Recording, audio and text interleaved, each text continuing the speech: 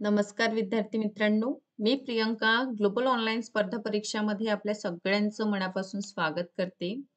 आज आपण B.Ed CET examination करिता टीचिंग ॲप्टिट्यूड या भागावर 100 पेक्षा अधिक अत्यंत महत्त्वपूर्ण प्रश्न जे एक्झामिनेशनमध्ये आपल्याला नेहमी रिपीटेड फॉर्ममध्ये विचारले जात आहे. अशा प्रकारचं महत्त्वपूर्ण प्रश्न आपण आजच्या पर्टिक्युलर सेशनमध्ये डिस्कशन करणार आहोत. टीचिंग ॲप्टिट्यूड हा जो भाग आहे आपल्या बी-एड सी-ई-टी एक्झामिनेशनमध्ये खूप महत्त्वपूर्ण ठरत आहे. कारण यामध्ये टोटल आपले 30 गुण डिपेंड करतं. सो ओव्हरऑल 13 गुणसाठी आपल्याला टीचिंग ॲप्टिट्यूड या भागातून प्रश्न विद्यार्थी मित्रांनो विचारले जात आहे. त्यामुळे हा भाग आपल्या परीक्षेच्या दृष्टिकोनातून खूप महत्त्वपूर्ण ठरतं. त्यामुळे हा व्हिडिओ सीरीज नक्की बघा. सोबतच बी-एड सी-ई-टी एक्झामिनेशनला जर आपण टार्गेट करीत आहात, तर आपल्या सगळ्यांसाठी कंप्लीट कोर्स देखील अवेलेबल आहे. ज्यामध्ये डेली लाईव्ह क्लास अवेलेबल आहे. संपूर्ण अभ्यासक्रमावर आधारित व्हिडिओ लेक्चर्स आहे, नोट्स आहे, मॉक टेस्ट सोबतच संपूर्ण अभ्यासक्रमावर एम-सी-क्यू सीरीज देखील अवेलेबल आहे. बी-एड सी-ई-टी एक्झामिनेशनच्या कोर्सची फीज आहे ₹2000. सो आजच आपण या ऑफिशियल नंबर्सवर कॉन्टॅक्ट करा आणि कोर्सला जॉइन करून घ्या. जेणेकरून येणाऱ्या सी-ई-टी एक्झामिनेशनला आपण टार्गेट करू शकतो आणि आपलं बी-एड करण्याचं स्वप्न पूर्ण करू शकतो. सो विद्यार्थी मित्रांनो, सुरू करूया आपल्या सीरीजला. क्वेश्चन आहे, this is the goal of the teacher. एक शिक्षकाचं धैर्य काय आहे? A, to make the student pass the examination म्हणजे विद्यार्थ्यांना परीक्षेत उत्तीर्ण करणं हे शिक्षकाचं धैर्य आहे. B, to develop the skill and intelligence of the student म्हणजे विद्यार्थ्यांचं कौशल्य आणि बुद्धीचा विकास करणे. C, to make the student धार्मिक म्हणजे रिलिजियस आणि सोशल म्हणजे त्यांना धार्मिक आणि सामाजिक बनवणं हे शिक्षकाचं धैर्य आहे. की D, to the make student discipline म्हणजे शिस्तबद्ध त्यांना करणं. So obviously very correct answer B आहे. एका शिक्षक म्हणजे ॲज अ शिक्षक म्हणून आपलं गोल काय असतं, तर विद्यार्थ्यांचं कौशल्य आणि बुद्धीचा विकास करणं हा आपला धैर्य असतं. नेक्स्ट क्वेश्चन आहे, what would you do if a fellow teacher was following the wrong path म्हणजे आपलं सहकारी शिक्षक जो आहे जर तो गैरमार्गाचा अवलंब करीत आहे तर आपण काय करणार? पोलिसांना कळवणार म्हणजे report it to police. B आहे मुख्याध्यापकाकडे आपण कंप्लेंट करणार, complaint to the principal. C, ignore करणार, त्याला दुर्लक्ष करणार. की सी, त्याला त्यांना कन्व्हिन्स करणार की असं करायला नको म्हणून. सो ऑब्व्हियसली जर तो आपला सहकर्मी शिक्षक आहे, तर आपण काय करणार आहे, त्याला अशा प्रकारचं वर्तन करण्यासाठी किंवा असा गैरमार्गाचा अवलंब किंवा अनुसरण करण्यासाठी आपण त्याला मन वळवण्याचा प्रयत्न करणार आहोत. त्यामुळे इथे ऑप्शन क्रमांक डी योग्य उत्तर आहे. समोरचा प्रश्न आहे, शैक्षणिकदृष्ट्या कमकुवत विद्यार्थ्यांकडे विशेष लक्ष पुरवण्यासाठी तुम्ही कोणता उपाय करणार? है ना? सो जे वीक स्टुडंट आहे आपलं, त्यांच्यावर स्पेशल अटेन्शन देण्यासाठी आपण काय करणार वीक स्टुडंटसाठी? A, asking more question to such student म्हणजे अशा विद्यार्थ्यांना आपण अधिक प्रश्न विचारणार. बी, त्यांना होमवर्क देणार म्हणजे त्यांना स्वाध्याय जी आहे ती जास्त देणार. सी आहे की त्यांना उच्च आणि निम्न संपादन असलेल्या विद्यार्थ्यांना एकत्रित लहान गट आपण करणार. म्हणजे आपण काय करणार, small group of high and low achieving student in the class आपण असं गट तयार करूया. की D, using teaching ads like म्हणजे जे अदर ओव्हरहेड प्रोजेक्टर आहे, स्लाईड प्रोजेक्टर आहे, असे सारखं टीचिंग साहित्य जे आहे त्यांचा आपण वापर करूया. सो लक्षात घ्या विद्यार्थी मित्रांनो, जे शैक्षणिकदृष्ट्या कमकुवत विद्यार्थी आहे, अशा विद्यार्थ्यांसाठी आपण काय करणार आहोत, तर अशा विद्यार्थ्यांसाठी विद्यार्थी मित्रांनो आपण स्वाध्याय म्हणजे होमवर्क जे आहे ते देणार आहोत. जेणेकरून त्यांचं जे कमकुवतता आहे, वीकनेस आहे ते आपण भरून काढणार. ठीक आहे. म्हणून समोरच्या प्रश्नाकडे आपण वळलेलो आहे. As a teacher would I ask my student to lead in the following way म्हणजे शिक्षक म्हणून मी माझ्या विद्यार्थ्यांना पुढीलपैकी कोणतं नेतृत्व करायला सांगणार आहे? हुकुमशाहीचं नेतृत्व करायला आपण सांगणार का शिक्षक म्हणून? ऑप्शन बी आहे लोकशाहीचं. सी आहे उदासीन. की डी प्रसंगानुसार म्हणजे सिच्युएशन अनुसार. सो ऑब्व्हियसली विद्यार्थी मित्रांनो आपण लोकशाहीचं नेतृत्व करायला आपले जे स्टुडंट आहे त्यांना सांगणार आहे. ठीक आहे. चला समोरचा प्रश्न आहे dash there are the main parts of communication म्हणजे संदेश वाहनांचं प्रमुख अंग कोणतं आहे. ठीक आहे. संदेश वाहक मॅसेज कॅरियर, बी आहे मॅसेज, सी आहे message sender and message receiver, की डी ऑल ऑफ अबोव वरीलपैकी सर्व. विद्यार्थी मित्रांनो इथे आपल्याला प्रश्न काय विचारलेला आहे, मेन पार्ट काय आहे कम्युनिकेशनचं. तर व्हेरी करेक्ट आन्सर आहे सर्व. कारण बघा एक जेव्हा आपण कम्युनिकेशन बघतो तर कम्युनिकेशनमध्ये सेंडर असणं आवश्यक आहे. सोबतच काहीतरी मीडियम असणं आवश्यक आहे. मीडियम व्यतिरिक्त रिसिव्हर असणं आवश्यक आहे आणि ह्या रिसिव्हर जे आहे अ, नक्कीच फीडबॅक जे आहे ते देत असतो. ओके. सो लक्षात घ्या एक कम्युनिकेशनच्या प्रोसेसमध्ये sender, receiver, message obviously medium आहे. हा रिसिव्हर सेंडर मीडियमच्या माध्यमातून काहीतरी मेसेज देत असतो रिसिव्हरला. ठीक आहे. सो त्यामुळे एक कम्युनिकेशनच्या प्रोसेसमध्ये जे आहे sender, receiver, medium, message, feedback हे सगळेच जे घटक आहे ते महत्त्वपूर्ण आहे. नेक्स्ट क्वेश्चनकडे आपण वळूया. Which of the following teacher should student prefer.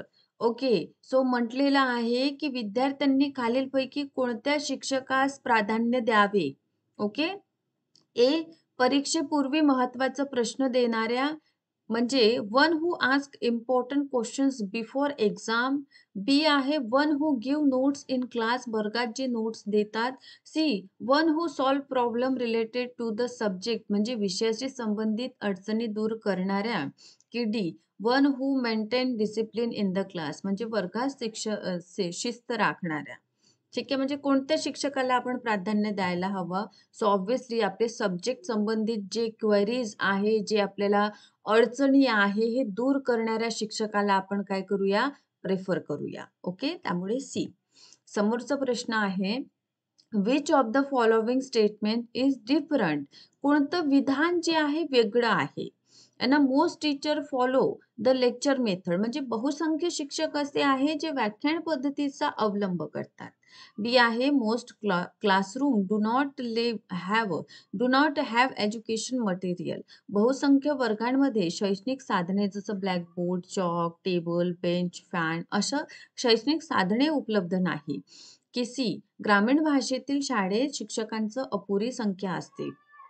चला so low number of teacher. Okay. Then आहे डी एकाच वर्गात मर्यादेपेक्षा जास्त विद्यार्थ्यांना बसविण्यात येते. सो इथे आपल्याला दिसून येतं की व्हेरी करेक्ट आन्सर आहे बहुसंख्य शिक्षक हे व्याख्यान पद्धतींचा अवलंब करतात. ओके. चला नेक्स्ट आपण बघूया which of the following should be the goal of education. शिक्षणाचं धैर्य काय असायला हवं. Option A to help the student acquire information म्हणजे सहाय्यक माहिती विद्यार्थ्यांना माहिती मिळवण्यासाठी सहाय्य करणे. बी आहे माहिती संक्रमण करणे म्हणजे ट्रान्सफर इन्फॉर्मेशन. सी आहे विद्यार्थ्यांना माहिती मिळवण्याचं कौशल्य निर्माण करणे. To develop skill with information among the student म्हणजे त्यांना माहिती मिळवण्यासाठी कौशल्य त्यांच्यात निर्माण करणे. की डी माहिती अर्थनिर्वचन करण्याची कौशल्य विकसित करणे म्हणजे आपल्याला त्यांच्यामध्ये स्किल डेव्हलप करायचं आहे. अर्थनिवेचन इंटरप्रिटेशन आणि कौशल्य स्किल विकसित करायचं आहे घटकांना जोडण्याचं. सो ऑब्व्हियसली विद्यार्थी मित्रांनो आपल्याला त्यांच्या अंतर्गत स्किल डेव्हलप करायचं आहे. ठीक आहे. माहिती मिळवण्यासाठी जेणेकरून ते काय करू शकेल त्याचा वापर करून त्याचा व्यावहारिक जीवनात देखील उपयोग करू शकतात. ओके. म्हणून समोरच्या प्रश्नाकडे वळूया. विद्यार्थ्यांच्या चेहऱ्यावरील हावभाव the facial expression of the student show the relationship between the element of the communication process. म्हटलेलं आहे की विद्यार्थ्यांच्या चेहऱ्यावरील हावभाव हा डॅश संदेशवहन प्रक्रियेचा घटकांशी संबंध दर्शवतो.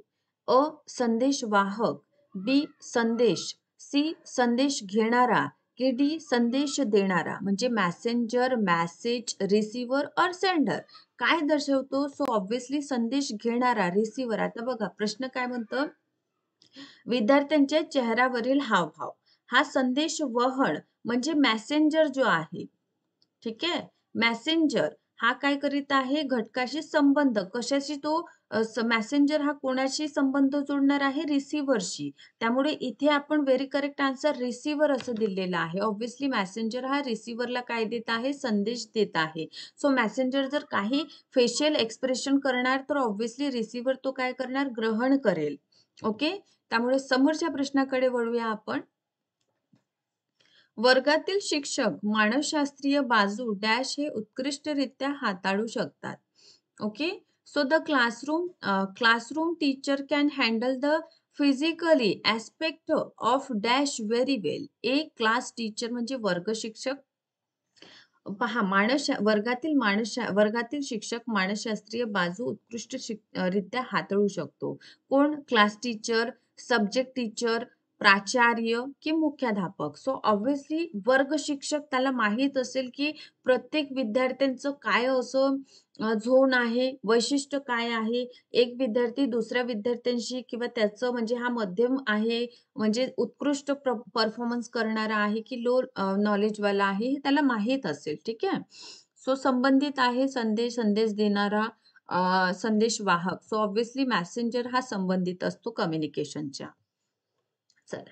सो नेक्स्ट प्रश्न आहे when starting to teach any part म्हणजे कोणताही भाग शिकवायचा सुरुवात करताना आपण काय करणार? सोप्याकडून कठीणाकडे शिकवत जाणार म्हणजे इझी टू डिफिकल्ट. बी आहे कठीणाकडून सोप्याकडे म्हणजे डिफिकल्ट टू इझी. सी फक्त सोपा भागच आपण शिकवणार, इझी पार्ट टीच करूया. की डी सर्वात कठीणच भाग शिकवायचं. सो ऑब्व्हियसली कधीही लक्षात घ्या टीच करीत असताना आपण सर्वप्रथम खूप जे बेसिक गोष्टी आहेत ते विद्यार्थ्यांना सांगत असतो आणि बेसिक जेव्हा क्लिअर होत असतं तेव्हा आपण काय करतो हळूहळू डिफिकल्टी लेवलकडे आपण वळत असतो. त्यामुळे इथे योग्य उत्तर विद्यार्थी मित्रांनो ए आहे. ओके. चला नेक्स्ट आहे मुलांना सरळ व्याजाबद्दल माहिती देताना त्यांचा वापर करून चक्रवाढ व्याज शिकविणे म्हणजे काय आहे? म्हणजे बघा पहिले त्यांना आपण काय सांगितलं सिंपल इंटरेस्ट. ठीक आहे. आणि त्यानंतर त्यांना कंपाऊंड इंटरेस्ट आपल्याला शिकवायचा आहे. तर त्याला काय म्हणूया अज्ञाताकडून ज्ञाताकडे. बी आहे पूर्णाकडून अंशाकडे. सी आहे ज्ञाताकडून अज्ञाताकडे की डी मूर्ताकडून अमूर्ताकडे. सो ऑब्व्हियसली काय आहे सरळ व्याज म्हणजे ऑब्व्हियसली सिंपल इंटरेस्ट काय असते विद्यार्थ्यांना माहीत आहे. म्हणजे सोपं आहे त्यांना ज्ञात आहे. पण चक्रवाढ व्याज कसं काढायचं हे त्यांना माहीत नाही. म्हणजे आपण काय करीत आहोत giving from the known to the unknown म्हणजे ज्ञाताकडून अज्ञाताकडे नेत आहोत. त्यामुळे इथे योग्य उत्तर ऑप्शन क्रमांक सी आहे. ओके. सो नेक्स्ट क्वेश्चन आहे teaching a rule of principle by example means. शिकविताना उदाहरणाद्वारे नियम किंवा सिद्धांत शिकविणे म्हणजे अ अनिश्चिततेकडून निश्चिततेकडे जाणे. ब आहे ज्ञाताकडून अज्ञाताकडे जाणे. सी आहे सामान्याकडून विशिष्टाकडे जाणे की डी विशिष्टाकडून सामान्याकडे जाणे. सो ऑब्व्हियसली विद्यार्थी मित्रांनो एक उदाहरण द्यायचं आहे आणि नंतर तो सिद्धांत सांगायचा. जसं पृथ्वीचं गुरुत्वाकर्षण सिद्धांत मला शिकवायचा आहे तेव्हा मी काय करणार एक पेन माझ्या हातामध्ये घेणार आणि तो पेन वर फेकणार. ठीक आहे. वर फेकलेली वस्तू नक्कीच खाली येणार. सो त्यानंतर मी हा सिद्धांत तुम्हाला एक्सप्लेन करणार म्हणजे विशिष्टाकडून म्हणजे एक्झाम्पल थ्रू थिअरीकडे जाणार. सो याला विशिष्टाकडून सामान्यकडे जाणे असं म्हटलं जातं. समोरचा प्रश्न आहे खालीलपैकी कोणते विधान आपल्याला योग्य वाटतं? Which of the following statement do you think is correct? महाविद्यालयीन अभ्यासक्रम मूल्यविवेचन हे उद्दिष्ट असावं. The goal of college curriculum should be value education. ब आहे मूल्यांशी संबंधित अभ्यास बहुधा मानव शाखांमध्ये शिकवलं जातो. म्हणजे म्हटलेलं आहे study related to value are mostly taught in the humanities. C आहे मूल्यांशी संबंधित विचार हे महाविद्यालयीन स्तरावर न शिकवता प्राथमिक स्तरापर्यंत मर्यादित ठेवावे. म्हणजे व्हॅल्यू एज्युकेशन जे आहे ते प्रायमरी लेवलवरच आपल्याला शिकवायला हवं. ठीक आहे. डी आहे मूल्य शिक्षण मूल्यविषयक अभ्यास कोणत्याच अभ्यासक्रमात अंतर्भूत करण्याची आवश्यकता नाही, कारण मूल्य ही शिकून येणारी गोष्ट नाही. सो व्हेरी करेक्ट आन्सर आहे, मूल्यांशी संबंधित अभ्यास बहुधा मानवी शास्त्रांमध्ये शिकवला जातो. त्यामुळे इथे योग्य उत्तर ब आहे. व्याख्यानाचं मुख्य कमतरता म्हणजे ए. विद्यार्थी कंटाळलेले असतात आणि परिणामी लक्ष देत नाही. बी आहे, विद्यार्थी तयार उत्तरे मिळवतात आणि आळशी होतात. सी आहे, विद्यार्थी निष्क्रिय स्वीकारकर्ते बनतात आणि विचार करीत नाही. आणि ऑप्शन डी आहे, विद्यार्थी नोट्स घेण्यात मग्न होतात आणि थकतात. आता लेक्चर मेथड जी आहे ही प्राचीन टाइम पिरियड पासून आपल्याला अध्ययनामध्ये उपयोगात आणली जाणारी पद्धत आहे. सो या पद्धतीमध्ये शिक्षक येतात, लेक्चर देतात. जेव्हा संख्या मोठी असते विद्यार्थ्यांची, तेव्हा ही व्याख्यान पद्धती जी आहे ती उपयोगी ठरत असते. पण याचं कमतरता जर आपण विचार केलं तर नक्कीच लक्षात घ्या, व्याख्यान पद्धतीमध्ये मुख्य जी भूमिका असते ती शिक्षकाची असते. त्यामुळे विद्यार्थी जे असतात ते निष्क्रिय बनून जातात आणि विचार करत नाही. ठीक आहे. सो यामध्ये सगळं जे रोल कॉल असतं ते पूर्णतः शिक्षकाचं, लेक्चररचं असतं. त्यामुळे विद्यार्थी या ठिकाणी आपल्याला निष्क्रिय श्रोते बनलेले दिसून येतात.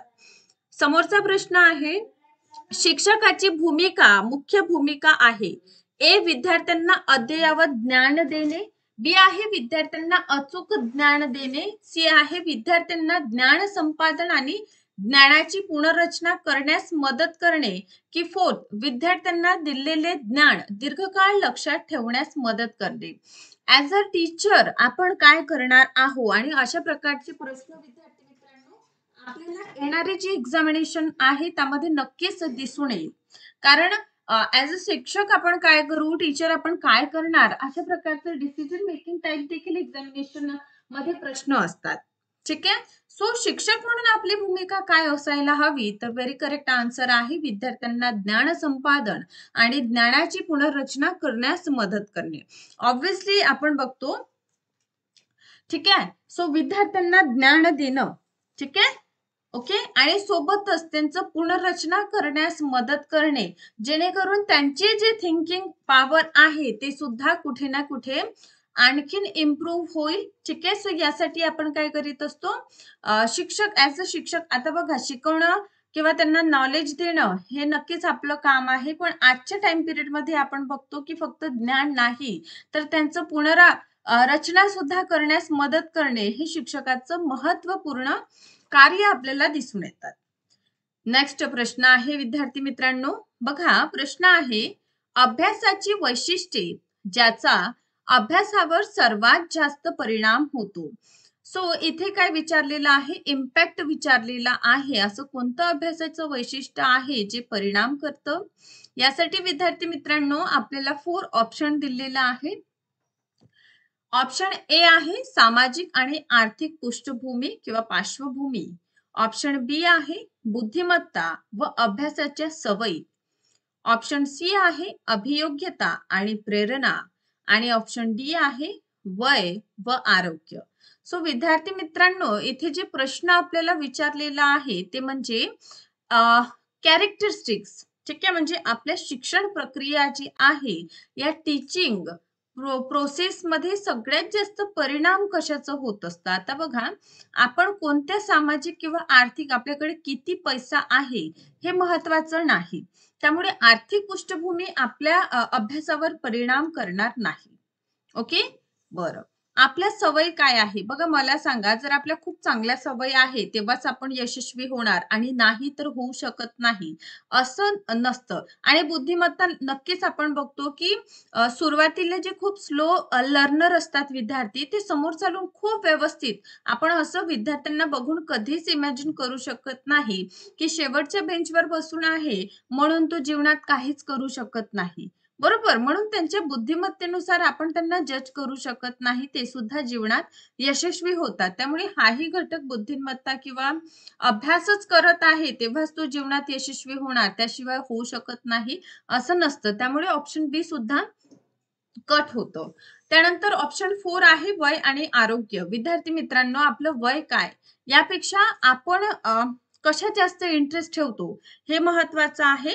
त्यामुळे शिकण्यासाठी सगळ्यात जास्त महत्वाचं आहे आपल्या अंतर्गत ते शिकण्याची योग्यता असणे आणि मोटिवेशन असणं.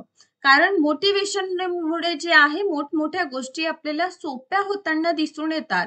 त्यामुळे एक पर्टिक्युलर व्यक्तीमध्ये आता मला सांगा, जर एखादी जसं आता बीएड सीईटी एक्झामिनेशन आहे आणि समजा उद्या सण आहे काहीतरी आणि आपल्याला माहित आहे की पर्टिक्युलर आपला अभ्यास खूप कमी आहे.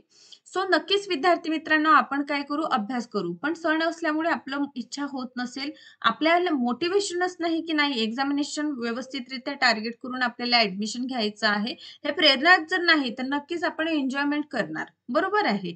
त्यामुळे मोटिवेशन प्रत्येकामध्ये आवश्यक आहे असणं.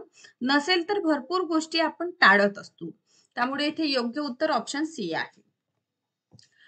समोरचा प्रश्न आहे विद्यार्थ्यांचं भूतकाळातील अनुभव विचारात घेऊन त्या अनुषंगाने नवे अनुभव देण्याची गरज कोणत्या अध्यापन सूत्राची आहे. आता विद्यार्थी मित्रांनो इथे काय विचारलेलं आहे आपल्याला की पास्ट एक्सपिरियन्सच्या माध्यमातून काय असं परिणाम आपल्या अध्यापनावर होतं. यासाठी 4 ऑप्शन आहे. ऑप्शन ए ज्ञातापासून अज्ञातापर्यंत जाणून घेण्यात मदत होते. बी आहे साधा ते अवघड. सी आहे विशिष्ट ते सर्वसाधारण आणि डी आहे पृथकापासून संश्लेषणापर्यंत. सो योग्य उत्तर आहे ज्ञातापासून अज्ञातापर्यंत. आता बघा समजा एखाद्या गोष्टी संबंधित आपल्याला प्रिव्हियस नॉलेज आहे. ठीक आहे. सो ते पर्टिक्युलर घटक जो आहे ठीक आहे ते समजण्यात किंवा एखादी लेसन शिक्षक सुरू करीत आहेत आणि त्याविषयी तुम्हाला प्रिव्हियस थोडं नॉलेज आहे. आता तुम्हाला त्या पर्टिक्युलर घटकाविषयी जर यापूर्वी थोडा नॉलेज आहे, बॅकग्राऊंड तुम्हाला माहित आहे, तर यातून काय होत असतं ती बाब किंवा शिक्षक जेव्हा आणखीन ते एक्सप्लेन करीत असतात ते लवकर आपल्याला कळत असतं. त्यामुळे ज्ञातापासून अज्ञातापर्यंत म्हणजे प्रिव्हियस नॉलेज जर असेल, भूतकालीन अनुभव जर असेल, तर त्या आधारे समोरील जे आपलं वाटचाल आहे ते सुकर होत असतं. ओके. समोरच्या प्रश्नाकडे वळूया. शिक्षकाला अध्यापनात ठोस उदाहरणे द्यावी लागतात. याचे ठोस उदाहरण म्हणजे काय? ठीक आहे. आता बघा टीचिंग प्रोसेस मध्ये विद्यार्थी मित्रांनो विविध व्हेरियंट टाइप्स ऑफ मेथड जी आहे आपल्याला वापर करावी लागतं है ना. म्हणजे एक पर्टिक्युलर क्लासमध्ये विविध विद्यार्थी असतात. म्हणजे प्रत्येक विद्यार्थी हा दुसऱ्या विद्यार्थीपासून भिन्न असतो. अशा वेळी शिक्षण प्रक्रियेमध्ये आपल्याला विविध जे मेथड्स आहे याचा वापर करावा लागतं है ना. म्हणजे एक पर्टिक्युलर गोष्ट जेव्हा मला तुम्हाला समजावून सांगायचं आहे तर हे समजावून सांगण्यासाठी विविध दाखले मला द्यावं लागतं म्हणजे उदाहरणांचा वापर करावा लागतं. तर हे उदाहरण विद्यार्थी मित्रांनो आपण कसं देणार किंवा हे उदाहरण म्हणजे काय असतं असं प्रश्न आपल्याला इथे विचारलेला आहे. सो इथे ए न दाखवलेली वास्तुस्थिती. ऑप्शन बी आहे कल्पनाशील. ऑप्शन सी आहे गुंतागुंतींच्या बांबी आणि फोर्थ आहे भौतिक स्वरूपात दाखवता व समजावून सांगता येणारी गोष्ट. आता विद्यार्थी मित्रांनो इथे नक्कीच आपण सगळ्यांनी काय करायचं आहे लक्षात घ्यायचं आहे. बरं. सो विद्यार्थी मित्रांनो इथे लक्षात घ्या जेव्हा आपण एखादी उदाहरण देत आहोत समजा तुम्हाला जे आहे एखादी पर्टिक्युलर थेरी आहे ना समजावून सांगायचं आहे तर वस्तू रूपात ठीक आहे किंवा चित्र रूपात ती गोष्ट आपण सांगणार. ठीक आहे. म्हणजे फिजिकली जे आहे भौतिक स्वरूपात जे आहे ते आपल्याला दाखवता आली पाहिजे. आपण हे कल्पना शक्तीवर एक्सप्लेन करू शकत नाही. एखादी चित्र रूपात किंवा जर भूगोल विषय शिकवायचा आहे तर नक्कीच मॅपचा वापर करावा लागेल म्हणजे तो मॅप दाखवावा लागेल तेव्हाच कुठे ती गोष्ट आपण साध्य करू शकतो. त्यामुळे इथे योग्य उत्तर आहे ऑप्शन क्रमांक 4. नेक्स्ट आहे शिक्षकाची गुणवत्ता दाखवली जाते. कशा पद्धतीने शिक्षकाचा आपण क्वालिटी जज करणार वर्गातील विद्यार्थ्यांच्या उपस्थितीवरून. म्हणजे समजा विद्यार्थी मित्रांनो आपल्या क्लासमधून भरभरून विद्यार्थी येत आहे आणि उपस्थिती 100% आहे याचा अर्थ तुम्ही बेस्ट टीचर आहे असं अर्थ होणार का. ऑप्शन बी आहे विद्यार्थ्यांच्या उत्तीर्णतेच्या टक्केवारीनुसार म्हणजे किती स्टुडंट तुमच्या क्लासमधून जे आहे पास झालेले आहे एक्झामिनेशन मध्ये, त्यावरून तुमची क्वालिटी शिक्षणाची ठरणार का, किंवा तुम्ही खूप छान शिक्षक आहे असं आपण म्हणणार का? ऑप्शन सी आहे विद्यार्थ्यांनी विचारलेल्या प्रश्नांच्या गुणवत्तेनुसार. म्हणजे विद्यार्थी जे आहे कशा स्वरूपाचा प्रश्न आपल्याला विचारतो है ना, कोणत्या लेवलचं विचारतो, ठीक आहे, त्यावरून तुमचं गुणवत्ता ठरेल, की वर्गातील शांततेच्या काळापासून म्हणजे किती सायलेंट आहे स्टुडंट तुमच्या क्लासमध्ये, यावरून तुमची गुणवत्ता ठरवली जाईल. सो व्हेरी करेक्ट आन्सर आहे ऑब्विसली सी, कारण विद्यार्थ्यांनी कशा प्रकारचे किंवा कोणत्या क्वालिटीचे प्रश्न विचारतात यावर एका शिक्षकाची गुणवत्ता जी आहे ती ठरवतं. त्यामुळे ऑप्शन क्रमांक विद्यार्थी मित्रांनो सी इथे योग्य उत्तर आहे. या समोरचा प्रश्न आहे, प्रभावी अध्यापनात खालीलपैकी कोणते वर्तन महत्वाचं आहे? जेव्हा प्रभावी आपण अध्यापन म्हणतो त्यासाठी काय महत्वाचं आहे? प्रभावी म्हणजे इफेक्टिव्ह लर्निंग, ठीक आहे, किंवा इफेक्टिव्ह टीचिंग आपण करत आहोत. प्रभावी म्हणजे सगळ्यांना काय करत आहे, आपला प्रभाव म्हणजे हुकुमशहा प्रभाव नाही, तर म्हणजे किती आपलं त्या सब्जेक्टवर कमांड आहे, ठीक आहे, किती आपण त्या स्पेसिफिक जे काही घटक आपण बोलत आहोत यावर कमांड आहे, हे म्हणजे इफेक्टिव्ह टीचिंग. सो यासाठी 4 ऑप्शन आहे. म्हणजे प्रभावी अध्यापनाचे महत्व काय आहे? ए रचना, बी शैक्षणिक विविधता, सी प्रश्न विचारणे, की डी विद्यार्थ्यांचा कल्पना आणि योगदानांचा वापर करणे. तर बघा, प्रभावी संप्रेषण किंवा प्रभावी अध्यापन आपण कशाला म्हणतो, तर शैक्षणिक विविधतेवर. म्हणजे आपण किती, आपल्याकडे किती कम्युनिकेशन स्किल आहे, आपलं सब्जेक्ट नॉलेज काय आहे, कोणी जर आपल्याला प्रश्न विचारलं तर आपण किती पोलाइटली त्या प्रश्नांचं आपण उत्तर देतो है ना, या सगळ्या गोष्टींवर आपलं काय ठरतं, प्रभावी अध्यापन ठरत असतं. त्यामुळे विद्यार्थी मित्रांनो इथे शैक्षणिक विविधता योग्य उत्तर आहे. समोरचा प्रश्न आहे, अध्यापन प्रक्रिया खालील 3 स्तरांमध्ये विभागली जाऊ शकते. सो हे स्तर कोणते आहे त्यांचं आपल्याला क्रोनोलॉजिकल सेट करायचं आहे. आता टीचिंग प्रोसेस मध्ये विद्यार्थी मित्रांनो 3 स्तर आहे. एक प्रतिबिंब स्तर, एक स्मृती स्तर, एक आकलन स्तर.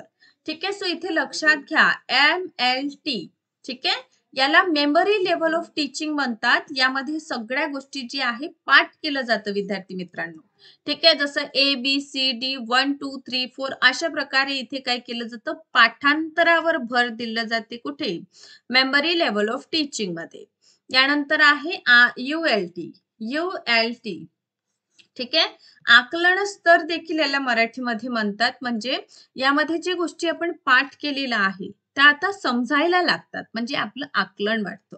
आणि आकलन वाढल्यानंतर आपण काय करतो, RLT म्हणजे काय विद्यार्थी मित्रांनो, तर रिफ्लेक्टिव्ह लेवल ऑफ टीचिंग. म्हणजे या ठिकाणी म्हणजे तिसऱ्या स्तरामध्ये आपण आपल्याला येत असलेल्या टीचिंग संबंधित समस्या जी आहे ते आपण सोडवत असतो. अशा प्रकारे एक टीचिंग प्रोसेस मध्ये 3 लेवल्स आपल्याला पाहायला मिळतं. एक स्मृती स्तर, एक आकलन स्तर आणि प्रतिबिंब स्तर.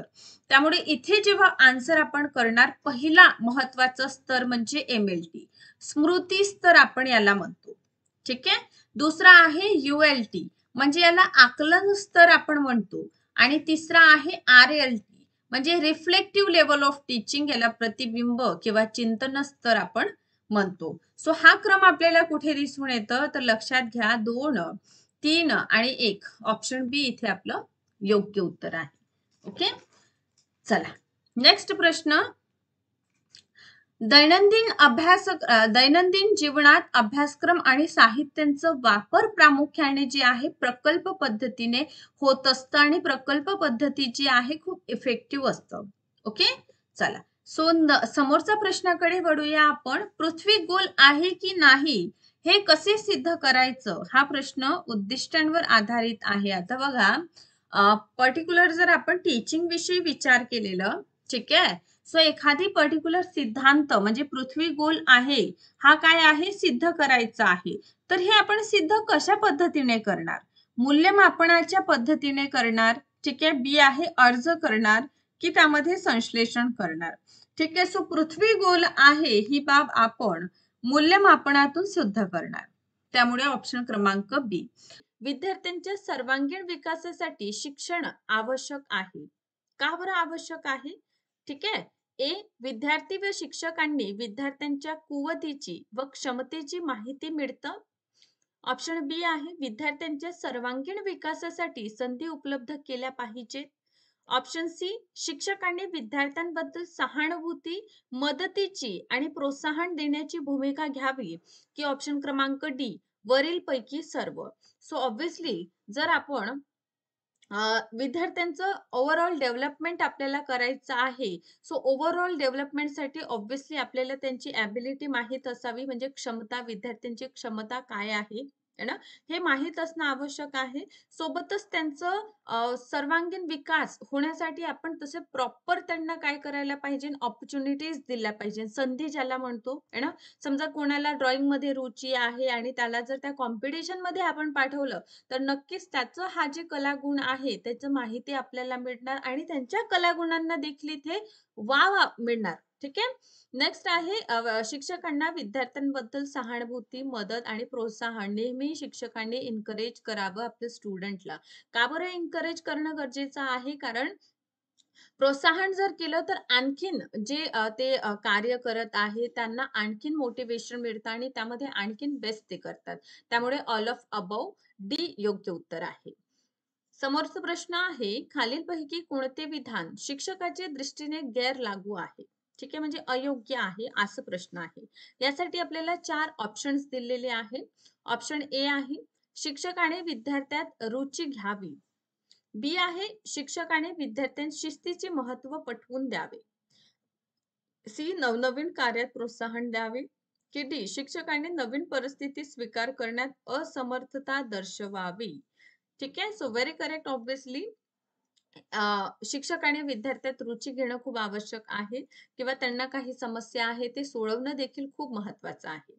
शिक्षकाने विद्यार्थ्यांत शिस्तीचं महत्व म्हणजे डिसिप्लिन का बरं जीवनात महत्वाचं आहे हे जर आपण त्यांना पटवून दिलं, सांगून दिलं, तर नक्कीच हा जो गुण आहे त्यांना समोरच्या जीवनामध्ये देखील खूप महत्वपूर्ण किंवा ठरत असतो. नंतर आहे नवनवीन कार्यात, म्हणजे नवीन काही प्रोग्राम्स आहे किंवा नवीन काही शिकायचं आहे विद्यार्थ्यांना, तर नक्कीच त्यासाठी प्रोत्साहन द्यावे. त्यामुळे गैरयोग्य म्हणजे अयोग्य समजा. ठीक आहे. तर शिक्षकाने नवीन परिस्थिती स्वीकार करण्यात असमर्थता हा अयोग्य आहे. समोरच्या प्रश्नाकडे वळत आहोत आपण. जर विद्यार्थी वर्गात उपस्थित राहत नसेल तर तुम्ही काय करणार? आपण शिक्षक आहोत आणि आपल्या क्लासमधील एक विद्यार्थी वारंवार अब्सेंट राहत आहे, तर आपण ॲज अ टीचर आपण काय करायला हवं? सो ऑप्शन ए, त्यांची कारणे जाणून दूर करण्याचा प्रयत्न करायचं, की का बरं आपला विद्यार्थी येत नाही हे आपण जाणून घेणार. बी, शिकवण्याची पद्धत आपण चेंज करणार, म्हणजे तो विद्यार्थी यायला सुरुवात करेल. ठीक आहे. सी, अनुपस्थितीबद्दल विद्यार्थ्यास समज द्याल. की डी, सध्याच्या परिस्थितीत विद्यार्थी असे करतात अशी म्हणून आपण दुर्लक्ष करणार. आता बघा, एक विद्यार्थी जर वर्गात उपस्थित नाही, ठीक आहे, आणि वारंवार असं होत आहे, तर आपण दुर्लक्ष करणार नाही. त्यामुळे हा ऑप्शन कट होतो. अनुपस्थितीत विद्यार्थ्यास समज द्याल. ठीक आहे. आता त्यांना समज देण्यापेक्षा आपण काय करणार आहोत, त्याविषयी जाणून घेणार. ठीक आहे. सो आपल्याला चेंज करण्याची आवश्यकता नाही, कारण जर आपल्या शिकविण्याच्या पद्धतीमध्ये जर काही डाउट्स असेल तर इतर विद्यार्थी सुद्धा येणार नाही. पण इतर विद्यार्थी येत आहे, त्यामुळे जे विद्यार्थी येत नाही तो का बरं येत नाही किंवा ती का बरं येत नाही हे आपण जाणून घेणार, की त्यांचं पर्टिक्युलर काय असं कारण आहे, असं कोणतं रिझन आहे ज्यामुळे विद्यार्थी शाळेत येत नाही आहे, हे जाणून घेणार आहोत आपण. त्यामुळे ऑप्शन क्रमांक ए इथे योग्य उत्तर आहे. समोरचा प्रश्न आहे, शैक्षणिक क्षेत्रात येणाऱ्या विद्यार्थ्यांना जेवढ्या अडचणी येतील तेवढ्या डॅश कडून त्यांच्या अपेक्षा अधिक असतील. आता मला सांगा, जर आपल्याला डिफिकल्टीज शैक्षणिक क्षेत्रात विद्यार्थी ॲज अ स्टुडंट आपल्याला डिफिकल्टीज येत आहे, ठीक आहे, सो आपण काय करणार? ठीक आहे. आपल्या अपेक्षा कोणाच्या वाढणार? कुटुंबाच्या, सोसायटीच्या, समाजाच्या की राज्याच्या? ठीक आहे. So so very correct answer आहे समाज. ठीक आहे. समाजाकडून अपेक्षा अधिक असतील तेव्हा आपल्याला अडचणी अधिक फेस कराव्या लागणार आहे. नेक्स्ट प्रश्न आहे, जो अध्यापक डॅश तोच चांगला अध्यापक आहे. म्हणजे गुड टीचरमध्ये कोणतं क्वालिटी असणं आवश्यक आहे, आहे ना? याकरिता विद्यार्थी मित्रांनो 4 ऑप्शन आहे आणि गुड क्वालिटीबद्दल नेहमीच बी-एड, सी-ई-टीमध्ये विचारतात. कारण ऑब्व्हियसली ही जी एक्झामिनेशन आहे शिक्षक एंट्रन्स आहे, प्रवेश परीक्षा आहे शिक्षक बनण्यासाठी. त्यामुळे अध्यापन किंवा ॲज अ टीचर आपल्यामध्ये कोणते गुण असायला हवं, कोणतं गुण असायला नसायला हवं, ठीक आहे. अशा प्रकारचे देखील प्रश्न आपल्याला येतात. त्यामुळे 4 ऑप्शन बघा गुड टीचरचं काय-काय आपल्याला क्वालिटीज असणं आवश्यक आहे. तर ऑप्शन ए विषयाबद्दलची विद्यार्थ्यांना जिज्ञासा वाढवणे म्हणजे क्युरिओसिटी वाढवणे, एक पर्टिक्युलर स्पेसिफिक टॉपिक विषयी किंवा एक जी माहिती आपण देत आहोत, जे घटक आपण शिकवत आहोत त्याविषयी. बी आहे अभ्यासक्रम वेळेत संपवणे, एक टोटल कंप्लीट सिलेबस आपल्या टाईम पिरियडच्या अंदर आपण कंप्लीट केलं म्हणजे आपण चांगले शिक्षक आहोत. असं असतं का? सी आहे विद्यार्थ्यांची टिप्पणी लिहून देणे, म्हणजे नोट्स देणे त्यांना. म्हणजे नोट्स दिलं म्हणजे आपण चांगले शिक्षक होणार का? आणि ऑप्शन डी आहे विद्यार्थी परीक्षेत उत्तीर्ण होतात याची काळजी घेणे. म्हणजे मेक शुअर करायचं आहे आपल्याला, की आपले स्टुडंट जे आहे, ते काय करत आहे एक्झामिनेशनमध्ये क्वालिफाय होत आहे किंवा पास होत आहे. तेव्हा आपण गुड शिक्षक होत असतो का? आहे ना? हां, बरं. चला. असं असतं का? नक्कीच नाही. ठीक आहे. सो ॲज अ टीचर म्हणजे गुड टीचरमध्ये बघा आपण फक्त विद्यार्थी पास करतो म्हणजे आपण चांगलं आहोत असं नाही. किंवा नोट्स प्रोव्हाईड केल्याने आपण बेस्ट होणार असंही नाही. त्यामुळे योग्य उत्तर आहे विषयाबद्दल विद्यार्थ्यांना जिज्ञासा निर्माण करणे. म्हणजे क्युरिओसिटी जी आहे त्यांच्या अंतर्गत निर्माण करणे जेणेकरून ते आणखीन उत्साहित होणार आणि त्या टॉपिकविषयी आणखीन सखोलमध्ये जाणून घेणार. ओके. चला. समोरचा प्रश्न आहे, शिक्षकाने विद्यार्थ्यांच्या चुकांबाबत खालीलपैकी कोणता दृष्टिकोन स्वीकारायला हवा? ठीक आहे. So which of the following approach should a teacher adopt regarding student mistake? म्हणजे जेव्हा आपले स्टुडंट चुका करीत आहे, अशा वेळी शिक्षक म्हणून आपण काय करायला हवं?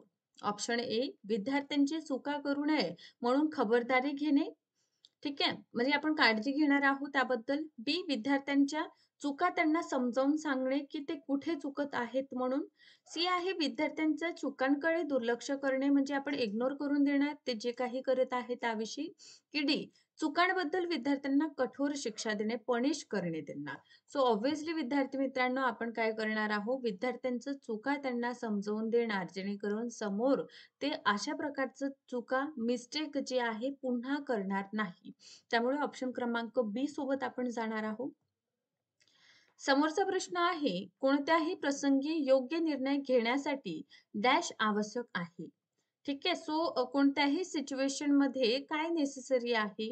अधिकाधिक माहिती मिळवणे. बी आहे मिळवलेली माहिती अचूक असणे. सी मिळवलेली माहिती घ्यावयाच्या निर्णयाशी निगडीत असणे की ऑप्शन क्रमांक डी. सो ऑब्व्हियसली एक प्रसंगी जर आपल्याला निर्णय घ्यायचा आहे तर त्या स्पेसिफिक इन्सिडेंट किंवा ज्या संबंधित आपण निर्णय घेत आहोत त्याविषयी आपल्याला इन्फॉर्मेशन असावी, आहे ना? सोबतच जी माहिती आपल्याला आहे ती अचूक असावी, काल्पनिक नसावी किंवा संभ्रम निर्माण करणारी नसावी. मिळवलेली माहिती जे आपण इन्फॉर्मेशन आहे ते आपल्या जे काही डिसिजन आहे त्याच्याशी निगडीत असावी. ठीक आहे. सो त्यामुळे डी. चला. उत्तम शिक्षकांचं अत्यावश्यक गुणविशेष काय आहे? ठीक आहे. सो क्वालिटीज गुड टीचरच्या खूप महत्वाचा आहे आणि लक्षात घ्या या भागातून तुम्हाला हमखास परीक्षेत देखील प्रश्न येणार आहे. ओके. सो त्यामुळे हा भाग आपल्याला खूप व्यवस्थित करायचा आहे आणि गुड टीचर क्वालिटीज मध्ये बघा उत्कृष्ट विषयाचे नाव म्हणजे एक्सलंट सब्जेक्ट नॉलेज. जसं तुम्ही हिस्ट्रीचे शिक्षक आहात तर तुम्हाला तुमच्या टॉपिक विषयी किंवा हिस्ट्री विषयी खूप व्यवस्थित नॉलेज आहे. हे चांगलं एक वैशिष्ट्य आहे. बी अध्यापनाची मनापासून आवड असणं म्हणजे शिक्षण हे एक पेशा नसून हे एक पॅशन आहे असं जर तुम्ही मानत आहात, हा गुण असायला हवं. की ओघवती भाषा म्हणजे फ्लुएन्सी, तुमचं कम्युनिकेशन किती चांगलं आहे यावरून तुम्ही तुमचं क्वालिटी ठरणार आहे. की डी उत्तम सादरीकरण, एक्सलंट प्रेझेंटेशन. सो ऑब्व्हियसली इथे अध्यापनाची आवड असणं आवश्यक आहे. आता बघा तुमच्या जवळ खूप छान नॉलेज आहे, तुमचं आपल्या नॉलेज व आपल्या सब्जेक्टवर कमांड आहे. पण तुम्हाला बोलण्यात म्हणजे कम्युनिकेशनवर तुमचं जर कमांड नाही, तर हा सब्जेक्ट नॉलेज फेल होणार. ठीक आहे? आणि जर कम्युनिकेशनच योग्य नाही, तर तुम्ही उत्तमरित्या सादरीकरण करू शकत नाही. त्यामुळे लक्षात घ्या विद्यार्थी मित्रांनो, उत्तम शिक्षकांसाठी सगळ्यात जास्त आवश्यक आहे आवड असणं. आहे ना? म्हणजे त्या गोष्टीविषयी आपल्याला काय असणं आपल्या मनामध्ये आपण जे कार्य करीत आहोत, त्याचं म्हणजे आपण म्हणू शकतो, की पूर्णतः आपलं डेडिकेशन आपलं आपल्या कामाप्रती, आपल्या स्टुडंट प्रती याविषयी आपल्याला ऑनेस्टी असणं सुद्धा खूप आवश्यक आहे. ठीक आहे. त्यामुळे बी सोबत आपण गेले. करेक्ट आहे. नंतरचा प्रश्न आहे, डॅश ही प्रक्रिया विद्यार्थी, शिक्षक आणि शिक्षण प्रक्रिया या सर्वांचं मूल्यमापन करते. तर डॅशमध्ये फक्त विद्यार्थ्यांचं ठराविक वेळेचे कार्यमापन केलं जातं. आता बघा, शिक्षण ही एक प्रोसेस आहे. ठीक आहे. प्रोसेस आहे, ज्यामध्ये आपल्याला दिसून येतं 4 ऑप्शन दिलेला आहे, की टीचिंग प्रोसेसमध्ये काय सगळ्यात जास्त महत्त्वाचं आहे. आता ए आहे मूल्यांकन आणि परीक्षा, बी आहे परीक्षा आणि मूल्यमापन, सी आहे मूल्यमापन आणि मूल्यमापन, सी आहे परीक्षा आणि परीक्षा. आता मला सांगा, टीचिंग आहे, ठीक आहे. आता टीचिंगमध्ये ऑब्व्हियसली टीचिंग प्रक्रियेमध्ये किंवा प्रोसेसमध्ये आपण विद्यार्थी मित्रांनो एक्झामिनेशनला समोरे जातो, आहे की नाही? एक्झामिनेशनला आपण समोरे जात असतो आणि सोबतच आपण एक्झाम झाल्यानंतर आपलं इव्हॅल्युएशन होत असतं. तर लक्षात घ्या, मूल्यांकन जे आहे ते एक प्रक्रिया, ठीक आहे, आहे, ठीक आहे आणि या माध्यमातून विद्यार्थ्यांचं इव्हॅल्युएशन होत असतं.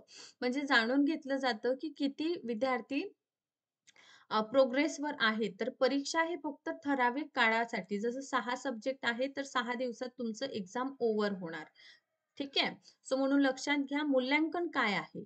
मूल्यांकन हे विद्यार्थ्यांचं प्रोग्रेस जाणून घेण्याचा माध्यम आहे. एक स्पेसिफिक उद्दिष्ट, एक स्पेसिफिक टाईम पिरियडमध्ये विद्यार्थ्यांनी जे शैक्षणिक उद्दिष्ट गाठले आहे की नाही, हे जाणून घेण्यासाठी आपण मूल्यमापन करतो. ठीक आहे. आणि परीक्षा काय आहे? एक स्पेसिफिक ठराविक म्हणजे काळामध्ये किंवा वेळेमध्ये 2 ते 3 तासामध्ये आपलं एक्झामिनेशन होत असतं. आहे ना? हां. आणि आपण जे बी-एड, सी-ई-टी आहे त्याच्यात 90 मिनिट आपल्याला मिळणार आहे. तर एक स्पेसिफिक काळामध्ये आपल्याला काय मिळत आहे? परीक्षा देण्यात येत आहे.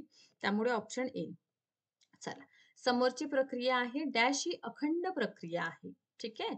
ए मूल्यांकन, बी परीक्षा, सी मूल्यमापन व परीक्षा आणि डी आहे मोजमाप. आता विद्यार्थी मित्रांनो, इथे व्यवस्थितरित्या आपल्याला बघावं लागेल, आहे ना, की मूल्यांकन जे आहे ही अखंड आहे. मूल्यांकनाच्या माध्यमातून आपण काय करीत असतो? प्रोग्रेस जाणून घेत असतो. प्रोग्रेस म्हणजे प्रगती काय आहे ना? एखादी विद्यार्थी एखाद्या विषयात मागे आहे, त्यावर आपण उपाय केलं. उपाय केल्यानंतर पुन्हा आपण मूल्यांकन करणार कशासाठी, की आपण जे उपाय केले ते योग्यरित्या झाले की नाही. म्हणजे अल्टिमेटली हे अखंड कंटिन्युअस प्रोसेस आहे. त्यामुळे ऑप्शन क्रमांक ए. सो अशा प्रकारे विद्यार्थी मित्रांनो, आपण बी-एड, सी-ई-टी एक्झामिनेशनसाठी टीचिंग ॲप्टिट्यूड हे जे स्पेसिफिक भाग आपण अभ्यास करीत आहोत आणि या भागावर आपले 30 गुण जे आहे डिपेंड करतात.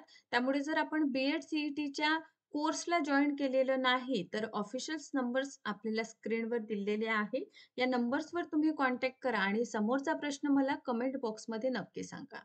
डॅश हे केवळ संख्यात्मक वर्णन असते तर डॅशमध्ये संख्यात्मक वर्णन आणि गुणात्मक वर्णन अभिप्रायाचा समावेश होतो. आता हे काय आहे ज्यामध्ये संख्यात्मक वर्णन होतं आणि नंतर गुण. ए आहे मूल्यमापन आणि मापन, बी आहे मापन आणि मूल्यमापन, सी अर्थ आणि मोजमाप, की डी मोजमाप आणि अर्थ. सो याचा आन्सर नक्कीच विद्यार्थी मित्रांनो मला कमेंट बॉक्समध्ये द्या. इन्फॉर्मल एज्युकेशन अनौपचारिक शिक्षण काय आहे?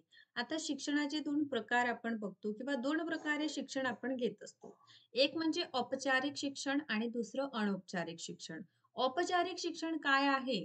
तर जे पर्टिक्युलर एक स्कूल कॉलेजमध्ये एक स्पेसिफिक कालावधीमध्ये आपल्याला मिळत असतं आणि त्याचं अंतिमतः गोल डिग्री देणं असतं, ते औपचारिक शिक्षण आहे. तर इन्फॉर्मल एज्युकेशन काय आहे? तर जन्मापासून मृत्यूपर्यंत आपल्याला जे नॉलेज मिळत असतं ते अनौपचारिकमध्ये येतं.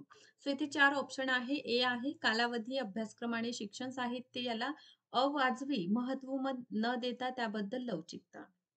बी आहे ज्यांना औपचारिकता पूर्ण करणे जमत नाही त्यांना सूट देणे. सी आहे कालावधी, अभ्यासक्रम आणि शिक्षण साहित्य याला महत्व असतं. की डी आजारी मुलांच्या उपचारासाठी शाळेच्या ठिकाणची व्यवस्था करणे. सो इनफॉर्मल एज्युकेशन म्हणजे काय, तो स्पेसिफिक कालावधी नसतो ना कोणती सामग्री असतं. जन्मापासून म्हणजे आपण आईपासून, वडिलांपासून, आपल्या परिवारापासून, आपला मित्र परिवार जो आहे, मित्र, ठीक आहे, फ्रेंड्स, फॅमिली यांच्याकडून जे काही आपण शिकत असतो, ठीक आहे. म्हणजे लहानपणापासूनच लहानांचा आपण आदर, स्नेह बाळगतो, मोठ्यांविषयी आदर, हे आपल्याला आपल्या फॅमिलीकडूनच दिलेलं एक प्रकारचं शिक्षण असतं. सो हे सगळं अनौपचारिक मध्ये येतं. नंतरचा प्रश्न आहे, वर्गात प्रश्न विचारल्याने काय होतं? ठीक आहे, शिक्षक विद्यार्थ्यांना सहभागी होण्याची संधी देतात. ऑप्शन बी आहे, शिक्षकांचे वर्गावरचे नियंत्रण सुटते. सी आहे, शिक्षक विद्यार्थ्यांचे लक्ष विचलित करते. की डी शिक्षकाला व्याख्यानातून थोडी उसंत मिळतं. सो क्वेश्चन जर आपल्याला स्टुडंट विचारत आहे तर याचा अर्थ आहे की शिक्षक विद्यार्थ्यांना सहभाग होण्याची संधी देत आहे, है ना. म्हणजे पर्टिक्युलर टॉपिक तुम्ही शिकवत आहात विद्यार्थी मित्रांनो, आणि या टॉपिकवर तुम्ही प्रश्न विचारण्याची जर संधी देत आहात तर नक्कीच विद्यार्थ्यांना या टॉपिक विषयी आणखीन कळून येईल. ठीक आहे, म्हणजे डाउट्स ते विचारू शकतात. नंतरचा प्रश्न आहे, ऑपरेशन ब्लॅकबोर्ड मोहिमेअंतर्गत ए प्राथमिक शाळांना खडू आणि फळ्यांचा वापर करणे ऐच्छिक करण्यात आले. बी आहे, प्राथमिक शाळांना पुरवल्या जाणाऱ्या सुविधात वाढ केली गेली, प्रायमरी. सी आहे, सर्व फळे काळेच असावेत हा नियम लागू करण्यात आलं, म्हणजे ऑल जे काही ब्लॅकबोर्ड आहे ते ब्लॅकच असावं. ठीक आहे. आणि ओके, डी आहे, सर्व शिक्षकांनी फळ्यांचा वापर करणे अनिवार्य केले. आता बघा, ठीक आहे, ऑपरेशन ब्लॅकबोर्ड ही NEP म्हणजे नॅशनल एज्युकेशन पॉलिसी 1986 यांचा परिणाम आपल्याला दिसून येतो. ठीक आहे. बरं. ऑपरेशन ब्लॅकबोर्ड म्हणजे पायाभूत सुविधा जी आहे ते प्रोव्हाइड करणं. ठीक आहे. त्यामुळे प्राथमिक शाळांना पुरवल्या जाणाऱ्या सुविधात वाढ करणं, म्हणजे प्रायमरी एज्युकेशनसाठी जे पायाभूत म्हणजे जसं म्हणजे इमारत असणं, म्हणजे एक रूम व्यवस्थित असणं, शिक्षकांचं आवश्यकता असणं, आहे ना. म्हणजे शिकवण्यासाठी जे आवश्यक साधन आहे ते प्रोव्हाईड करणं, म्हणजेच ऑपरेशन ब्लॅकबोर्ड आहे. ठीक आहे. सो अशा पद्धतीने ऑपरेशन ब्लॅकबोर्ड मोहीम जी आहे आपल्याला दिसून येतं. समोरचा प्रश्न आहे, केंद्र शासनाच्या राष्ट्रीय शैक्षणिक धोरणानुसार जाहीर केलेले प्रतिबद्ध काय आहे? सो नॅशनल एज्युकेशन पॉलिसी, ठीक आहे, NEP आपल्याला एक स्ट्रक्चर देतं एज्युकेशनचं. ठीक आहे. सो ए 10+3+2, बी आहे 10+1+1, सी आहे 10+2+3, की डी आहे 10+2+3. आता बघा, 10 म्हणजे 10वी पर्यंत शिक्षण, 2 म्हणजे 12वी, 3 म्हणजे डिग्री कोर्स. सो अशा प्रकारे 10+2+3 चा फॉर्म्युला आपल्याला NEP, ठीक आहे, मध्ये नॅशनल एज्युकेशन पॉलिसी आपण बघतो, national education policy 1968, then national education policy 1986 आणि करंट नॅशनल एज्युकेशन पॉलिसी 2020 आपण बघतो. ठीक आहे. सो हे दोनही म्हणजे 68 आणि 86 एज्युकेशन पॉलिसी मध्ये 10+2+3 चा फॉर्म्युला आहे. आणि NEP 2020 काय म्हणतं, 5+3+3+4. ओके. सो अशा प्रकारचं स्ट्रक्चर नवीन शैक्षणिक धोरणाने दिलेलं आहे. समोर जाऊया. ओके, ऑब्व्हियसली ऑप्शन डी इथे योग्य आहे. नेक्स्ट आहे, डॅश वयापर्यंतच्या मुलांना मोफत आणि सक्तीचं शिक्षण देणे हे घटनेने विहित केलेल्या मार्गदर्शक तत्वांपैकी एक आहे. सो कोणत्या वयोगटातील मुलांना आपल्याला फ्री अँड कंपल्सरी एज्युकेशन दिसून येतं? 18 वर्षपर्यंत आहे का? ऑप्शन ए. बी आहे 16 वर्षपर्यंत, सी 14 वर्षापर्यंत, की डी 15 वर्षापर्यंत. तर 7 ते 14 वर्ष वयोगटातील मुलांना मोफत आणि अनिवार्य एज्युकेशन आहे. त्यामुळे ऑप्शन क्रमांक इथे सी योग्य उत्तर आहे. समोर जाऊया विद्यार्थी मित्रांनो. कोणतेही विशिष्ट ठिकाण, कालावधी किंवा परीक्षाबाबत बंधन न पाडता घेतले जाणारे शिक्षण म्हणजे, आता बघा इथे काय म्हटलं आहे, कोणतेही विशिष्ट ठिकाण म्हणजेच पर्टिक्युलर स्कूल नाही. ठीक आहे. एक पर्टिक्युलर कालावधी नाही, की तुम्हाला 6 किंवा 90 किंवा 180 दिवसामध्ये तुमची शाळा राहणार आहे. ना कोणतीही एक्झाम आहे. जसं फर्स्ट टर्म, सेकंड टर्म आपण देतो, हे कोणतंच बंधन नाही. तर अशा शिक्षणाला काय म्हणूया? फॉर्मल एज्युकेशन म्हणजे फॉर्मल एज्युकेशन, औपचारिक शिक्षण. बी आहे अनौपचारिक शिक्षण. सी अप्रत्यक्ष शिक्षण, की डी प्रत्यक्ष शिक्षण. So education that is received without any restriction regarding any particular place, period, or examination is formal education. B. Informal education. C. Indirect education. Or D. Direct education. जिथे कुठलेही बंधन नाही ते अनौपचारिक शिक्षणात येईल आणि जिथे एक स्पेसिफिक ठिकाण आहे. ठीक आहे, म्हणजे या ठिकाणी कॉलेज आहे, या कॉलेजमध्ये इतक्या दिवसाच्या कालावधीत एक स्पेसिफिक इयर आपलं कंप्लीट होत आहे आणि ते कंप्लीट होण्यासाठी आपल्याला परीक्षा देणं बंधनकारक आहे. अशा प्रकारचं जो शिक्षण असेल तो औपचारिक असेल आणि जिथे अशा प्रकारची बंधने नाही ते म्हणजे अनौपचारिक शिक्षण आहे. ठीक आहे. सो हे बेसिक आहे विद्यार्थी मित्रांनो. नक्कीच आपण लक्षात घ्या. NCERT स्टँड फॉर NCERTचं फुल फॉर्म विचारलेला आहे. So national council for education research and training. B आहे national commission for education research and training. C आहे national counselling for employment reemploy and training. आणि डी आहे अदर दॅन दिस, यापेक्षा वेगळं. N for national, C for counselling counselling of, E for education, R for research and T for training. अशा प्रकारे आपण option A सोबत जाणार आहोत. National council of education research and training म्हणजे NCERT. क्लिअर? हा. सो हे येणाऱ्या एक्झामिनेशन मध्ये खूप महत्वाचं ठरणार. चला नेक्स्ट. अभ्यासू वृत्ती कामात आपली भूमिका काय असेल? ठीक आहे.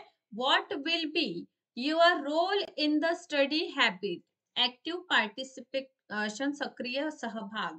Help in the planning stage, नियोजनाच्या टप्प्यात मदत. सी गाईड म्हणजे मार्गदर्शक, की डी इन्क्रीज स्टुडंट पार्टिसिपेशन, विद्यार्थ्यांचा सहभाग वाढवाल.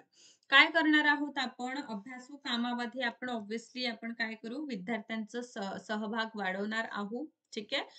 ऑब्व्हियसली यातून काय होणार आहे? विद्यार्थी सुद्धा सक्रिय असेल आणि ते सहभाग घेणार आहे. त्यामुळे डी. नेक्स्ट आहे at present the dash method is use at the higher secondary level. उच्च माध्यमिक स्तरावर सध्या डॅश पद्धतीचा वापर केला जातो. कोणती पद्धत आहे जी आपण कुठे वापरतो? हायर सेकंडरीज मध्ये. ऑब्झर्वेशन, अवलोकन म्हणजे ऑब्झर्वेशन म्हणजे काय होतं? म्हणजे एक प्रकारचं निरीक्षण करणं. ठीक आहे. ऑब्झर्वेशन, अवलोकन हा हिंदी शब्द आहे. निरीक्षणासाठी वापरतात. ठीक आहे. सो त्यामुळे ऑब्झर्वेशन, निरीक्षण. सी आहे रिफ्लेक्शन. ओके. कंटेम्प्लेशन मेथड म्हणजे चिंतन आणि मनन उच्च शिक्षणात वापरतो की लेक्चर मेथड. व्याख्यान पद्धती. सो ऑब्व्हियसली विद्यार्थी मित्रांनो इथे उच्च माध्यमिक स्तरासाठी म्हटलेलं आहे, तर आपण ऑब्झर्वेशन नाही करणार. चिंतन मनन हे आपण अगोदर आपण बघतो. ठीक आहे. म्हणजे जेव्हा आपलं स्टेज प्रायमरी टाईपचं असतं त्यावेळी. त्यामुळे डी व्याख्यान पद्धतीचा आपण वापर जे आहे हायर सेकंडरी लेवल मध्ये करणार आहोत. चला नेक्स्ट. खालीलपैकी which of the following is one of the main objective of education? A पहा म्हटलेलं आहे शिक्षणाचं मुख्य उद्देश काय आहे? ए एम्प्लॉयमेंट म्हणजे नोकरी मिळवणे. बी सोशल ट्रान्सफॉर्मेशन म्हणजे समाज परिवर्तन करणे. सी टीचर लिव्हहुड म्हणजे काय आहे? तर शिक्षकाचा उदरनिर्वाह. आणि डी आहे ऑल ऑफ अबव, वरील पैकी सर्व. So main objective of teaching किंवा एज्युकेशनचं काय आहे? सोशल ट्रान्सफॉर्मेशन, समाज परिवर्तन करणे. ठीक आहे. आता एज्युकेशनच्या माध्यमातून आपण बघतो, की आपण आपल्यामध्ये आपल्या व्यवहारात, बोली-चाली किंवा वागण्यात भरपूर फरक पडतं. लहानपणाचं आपलं वागणं आणि एज्युकेशन ग्रहण केल्यानंतर आपलं आजचं बोलणं, वागणं यामध्ये भरपूर फरक पडतं. त्यामुळे सोशल ट्रान्सफॉर्मेशनसाठी एज्युकेशन काय आहे? महत्त्वाचं आहे. ठीक आहे. सो नेक्स्ट आहे television has a greater impact on student because ठीक आहे. ओके. दूरदर्शनाचा अधिक विद्यार्थ्यांवर अधिक परिणाम होतो. का बरं होत असेल? Satellite are use for it म्हणजे त्यासाठी उपग्रहांचा आपण वापर करतो. बी आहे both the sense of eyes and ear get aware thought it म्हणजे म्हटलं आहे की डोळे आणि कान हे जे आपले इंद्रिय आहे त्यात चेतना मिळतं दूरदर्शन. ठीक आहे. सी आहे real thing and event are always show on television दूरदर्शनांवर नेहमी वास्तव गोष्टी आणि घटना दाखवल्या जातात. आणि डी आहे टेलिव्हिजन प्रोव्हाइड ऑफिशियल इन्फॉर्मेशन की दूरदर्शन अधिकृत माहिती देतं. विद्यार्थ्यांना का बरं आवडते? एक तर पहा दूरदर्शन, टेलिव्हिजन ठीक आहे. टेलिव्हिजन मध्ये काय आहे? दूरदृष्टी आहे. म्हणजेच काय म्हणू शकतो? पाहताही येतं, ऐकताही येतं. आणि ह्या दोनही गोष्टी जेव्हा असते त्यावेळी विद्यार्थ्यांना इंटरेस्ट येतो. त्यामुळे ते काय करतात? टेलिव्हिजन बघतात. त्यामुळे बी योग्य उत्तर आहे. चला समोरच्या प्रश्नाकडे वळूया. वर्गात शिक्षक नसताना what will you do when there is no teacher in the class म्हणजे शिक्षकच नाही वर्गात तर काय करूया? I will ask the student do so okay I will ask the student to do their own study. B म्हणजे काय म्हणणार आपण? त्यांना स्वतःचं कार्य करण्याला सांगायचं. B the class leader will stand in the class with a cane म्हणजे वर्गनायक जो आहे ज्याला आपण कॅप्टन म्हणतो तो वर्गात छडी घेऊन उभा राहील जर वर्गात आपले शिक्षक नाही तर. The group leader will conduct the group study म्हणजे गटप्रमुख जो आहे समजा कॅप्टन अभ्यास घेणार. की D I will send the student to play in the playground. आता मला सांगा वर्गात जर शिक्षक नाही तर आपण आपल्या मनाने त्यांना खरंच पाठवू शकतो का? नाही. त्यामुळे डी काय आहे? कट होतं. आता यातून तुम्ही कोणतं चूज कराल? तर आपल्याला हा डिसिजन मेकिंग कळतं. डिसिजन मेकिंगचा प्रश्न आहे. तर आपण काय करूया विद्यार्थ्यांना सांगायचं, की तुम्ही काय करा स्वतःचा होमवर्क करा. ओके.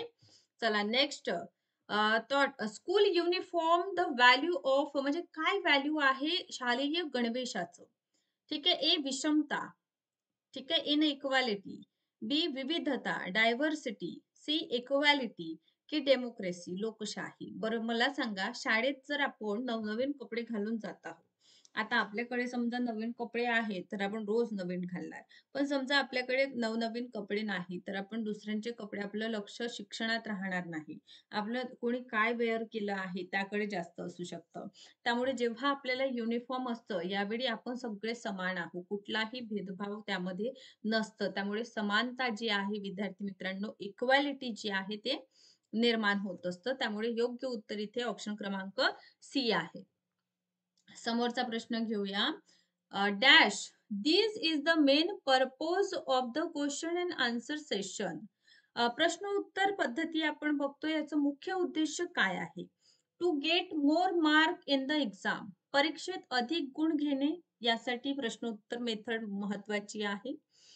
की B to increase the curiosity of student विद्यार्थ्यांचं जिज्ञासा जे आहे उत्सुकता आहे ते वाढवण्यासाठी.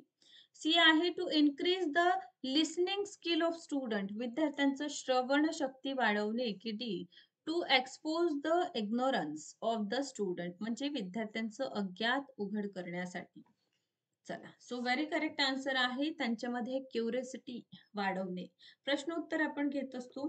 ठीक आहे. म्हणजे बघा जर समजा कोणतीही पद्धत घ्या किंबहुना पद्धत म्हणण्यापेक्षा आपण जेव्हा कोणताही लेसन शिकवायला सुरू करतो.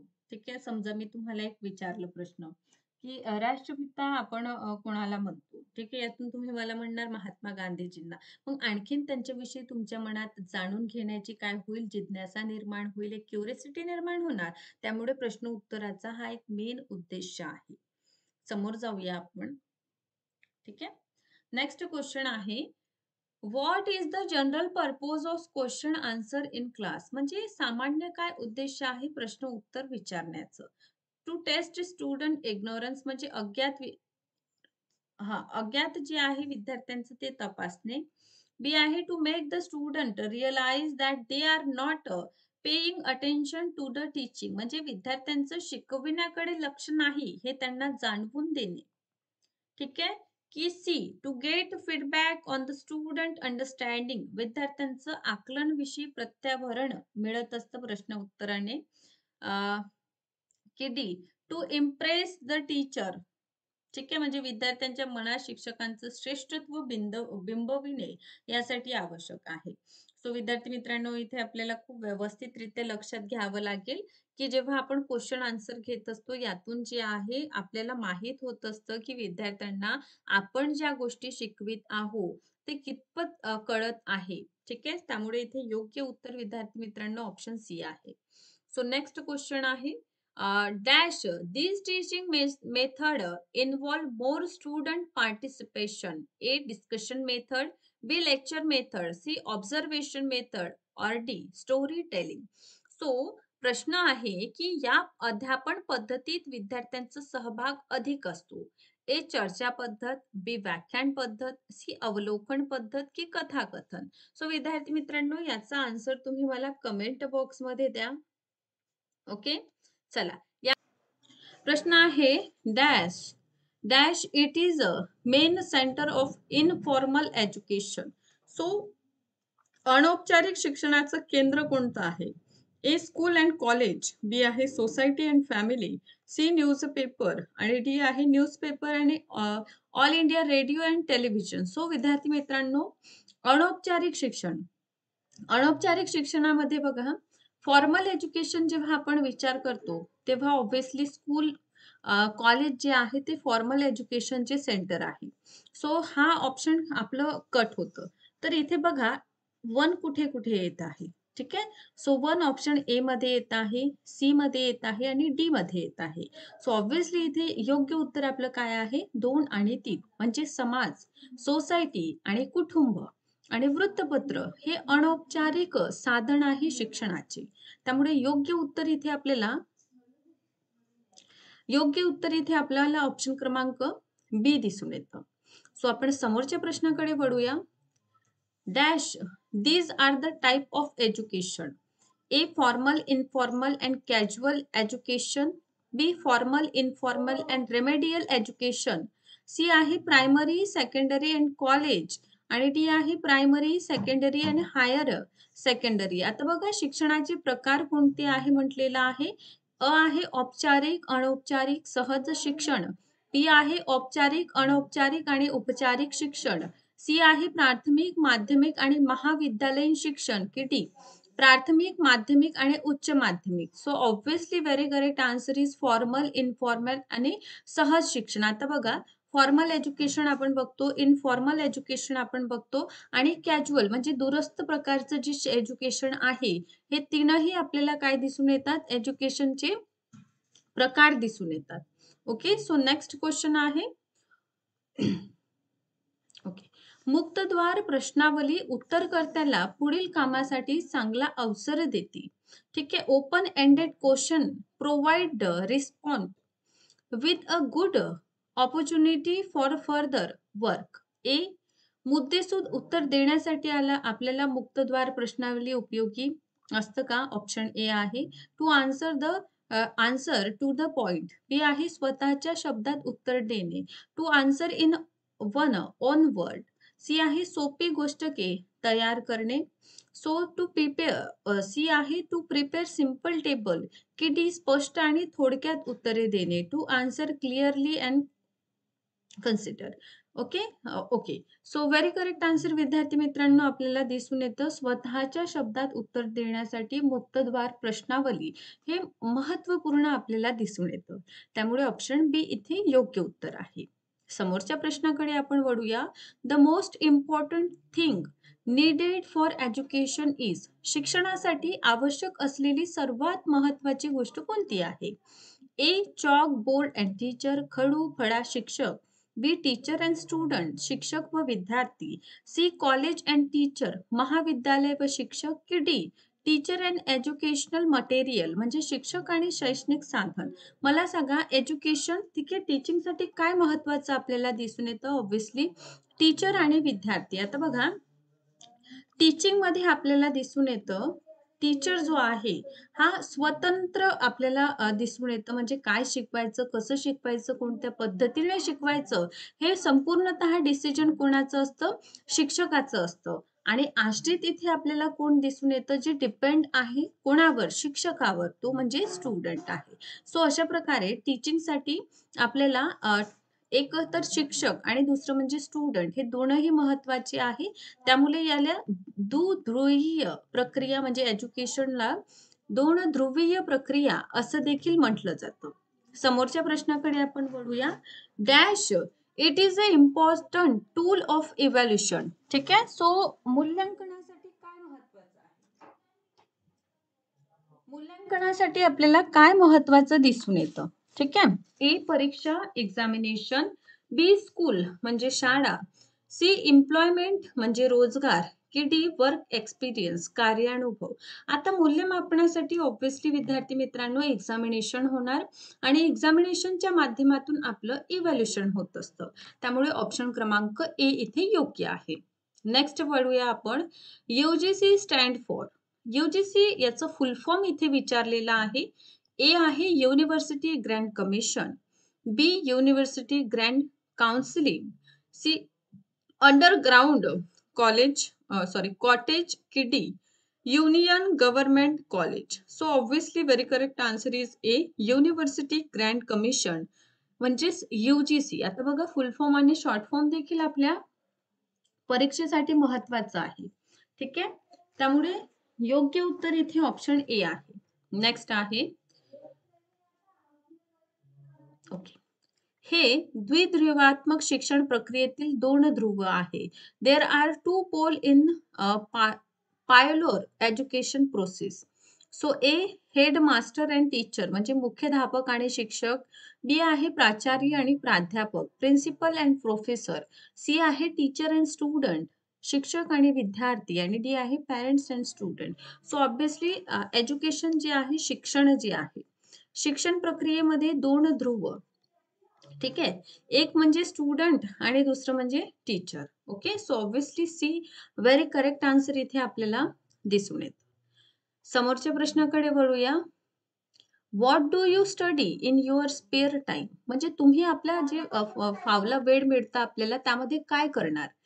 ओके. मार्केट इकॉनॉमिक्स बाजाराचं अर्थकारण, बी प्रशिक्षण कौशल्य, ठीक आहे, सी आहे क्रिकेटचा इतिहास जाणणार, की धंद्याचे व्यवस्थापन करणार. ठीक आहे. सो ऑब्व्हियसली आपण काय करूया संप्रेषणाचे कौशल्य जे आहे कम्युनिकेशन स्किल जे आहे विद्यार्थी मित्रांनो आपल्याजवळ जर वेळ आहे तर नक्कीच आपण काय करूया how to behave, how to speak या गोष्टीकडे आपण लक्ष देऊया. यासाठी आपण नक्कीच आपलं कम्युनिकेशनचं जे स्किल आहे त्याला डेव्हलप करणार.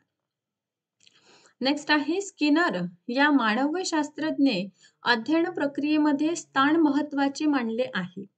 त्यांच्या अध्ययन उत्पत्तीनुसार अचूक प्रतिसादाला जर ताबडतोब प्रबलन मिळाले तर तीच कृती पुन्हा घडण्याची शक्यता वाढते. खालीलपैकी खालीलपैकी कोणते विधान या वर्णनांशी जोडते? ठीक आहे.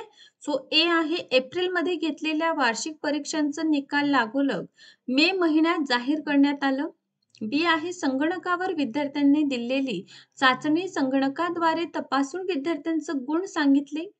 सी आहे विद्यार्थ्यांनी दिलेल्या चुकीच्या उत्तरांवर हे उत्तर चूक आहे अशी प्रतिक्रिया व्यक्त करून शिक्षकाने स्वतः अचूक उत्तर सांगितले, की डी विद्यार्थ्यांच्या ट्युटोरियलवर त्याला प्रोत्साहित करण्याचे शेरे लिहून विद्यार्थ्यांना परत दिले. सो ऑब्व्हियसली आपण काय करणार आहोत संगणकावर चाचणी तपासून त्यांना आपलं फीडबॅक देणार आहोत. ठीक आहे. सो बी. चला इग्नू स्टँड फॉर इग्नू काय आहे याचं फुल फॉर्म परत विचारलेलं आहे.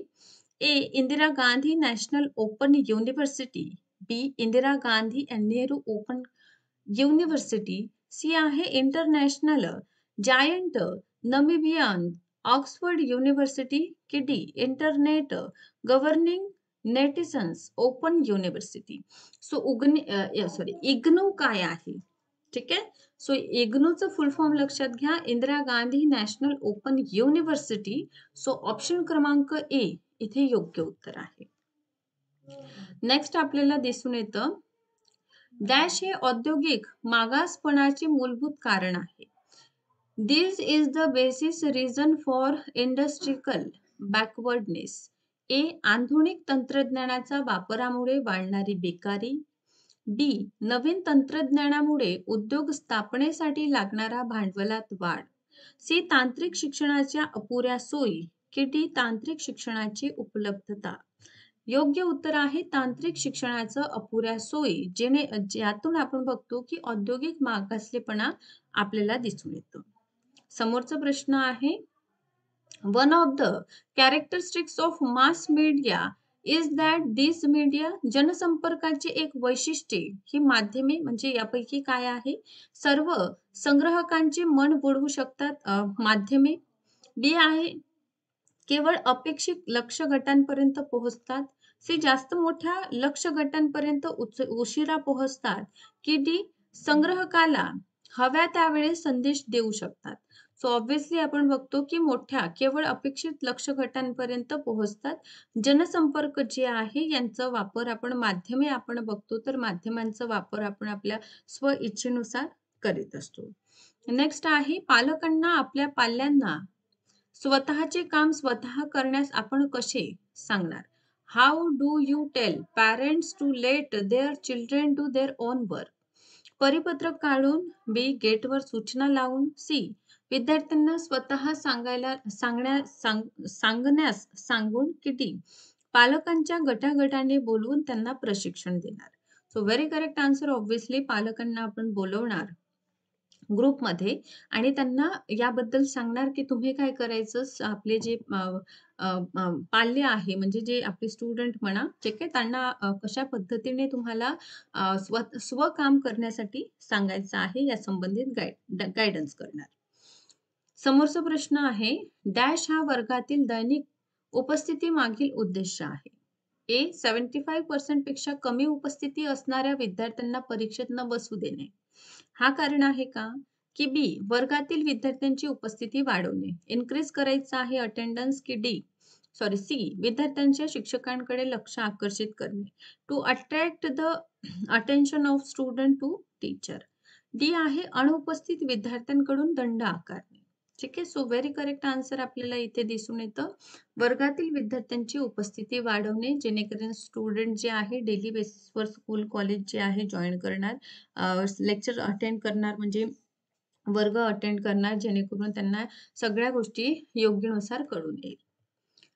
समोरचा प्रश्न आहे शिक्षकाने विद्यार्थ्यांना स्वयं अध्ययनास प्रोत्साहित केले पाहिजे. का बरं करायला हवं? The teacher should encourage student to self study because self study save teaching time. स्वयं अध्ययनामुळे अध्यापनाचा वेळ वाचतो.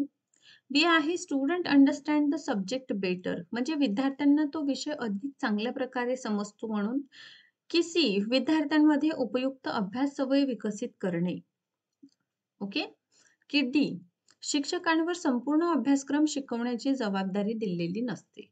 सो व्हेरी करेक्ट आन्सर काय होतं विद्यार्थी जर स्व अभ्यास करणार स्वतःहून अभ्यास करणार तर त्यांचा विषय जे आहे पर्टिक्युलर सब्जेक्ट जे आहे तो आणखीन व्यवस्थित होईल. ओके. त्यामुळे ऑप्शन सी. समोरचा प्रश्न आहे खालीलपैकी कोणता फायदा नियोजनामुळे होत नाही? Which of the following is not a benefit of planning? It give confidence आत्मविश्वास येतो. बी. ऑल सब्जेक्ट आर गिव्हन डाय जस्टिस म्हणजे सर्व उद्दिष्टांना योग्य न्याय मिळतो. सी. कामाची व्याप्ती लक्षात येते. Scope of the work is realised. की डी. विद्यार्थ्यांना रागवता येते. It can be student angry. Okay. So very correct answer पहा विद्यार्थ्यांना रागवता येते कारण बघा नियोजन जे आहे याचा फायदा जसं कॉन्फिडन्स वाढणं ठीक आहे सगळ्या घटकांवर आपण लक्ष देऊ शकतो. आणखीन काय करायचं आहे किंवा कोणता भाग सुटलेला आहे हे आपल्याला प्लॅनिंगमुळे लक्षात येतं. त्यामुळे तीनही बरोबर आहे. जे गलत आहे किंवा चूक आहे तो डी आहे. चला. सो इथे आपल्या UNESCO युनेस्को जे आहे याचा अर्थ किंवा फुल फॉर्म जे आहे ते विचारलेलं आहे. ए आहे united nation educational, scientific and cultural organisation. B आहे united nation electricity supply corporation. C आहे united nation educational society and collegians organisation.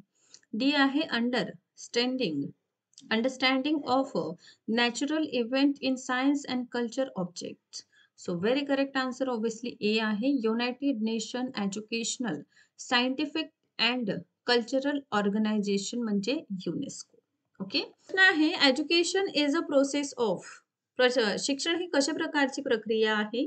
A natural म्हणजे नैसर्गिक, बी आर्टिफिशियल म्हणजे कृत्रिम, सी आहे ऍक्टिव्ह म्हणजे क्रियात्मक, की डी इनफॉर्मल अनौपचारिक. विद्यार्थी मित्रांनो, शिक्षण ही आपल्याला दिसून येतं नैसर्गिक प्रक्रिया आहे ना. सो अशा पद्धतीने व्हेरी करेक्ट आन्सर आपल्याला दिसून येतं ऑप्शन क्रमांक ए. नेक्स्ट क्वेश्चन आहे dash this is one of the goal of education. शिक्षणातील महत्वपूर्ण धैर्य यापैकी कोणते आहे? यासाठी विद्यार्थी मित्रांनो आपल्याला 4 ऑप्शन दिलेला आहे. त्यामधून ए आहे strength in the teacher student relationship म्हणजे शिक्षक आणि विद्यार्थी यांच्या नात्यातील दृढता.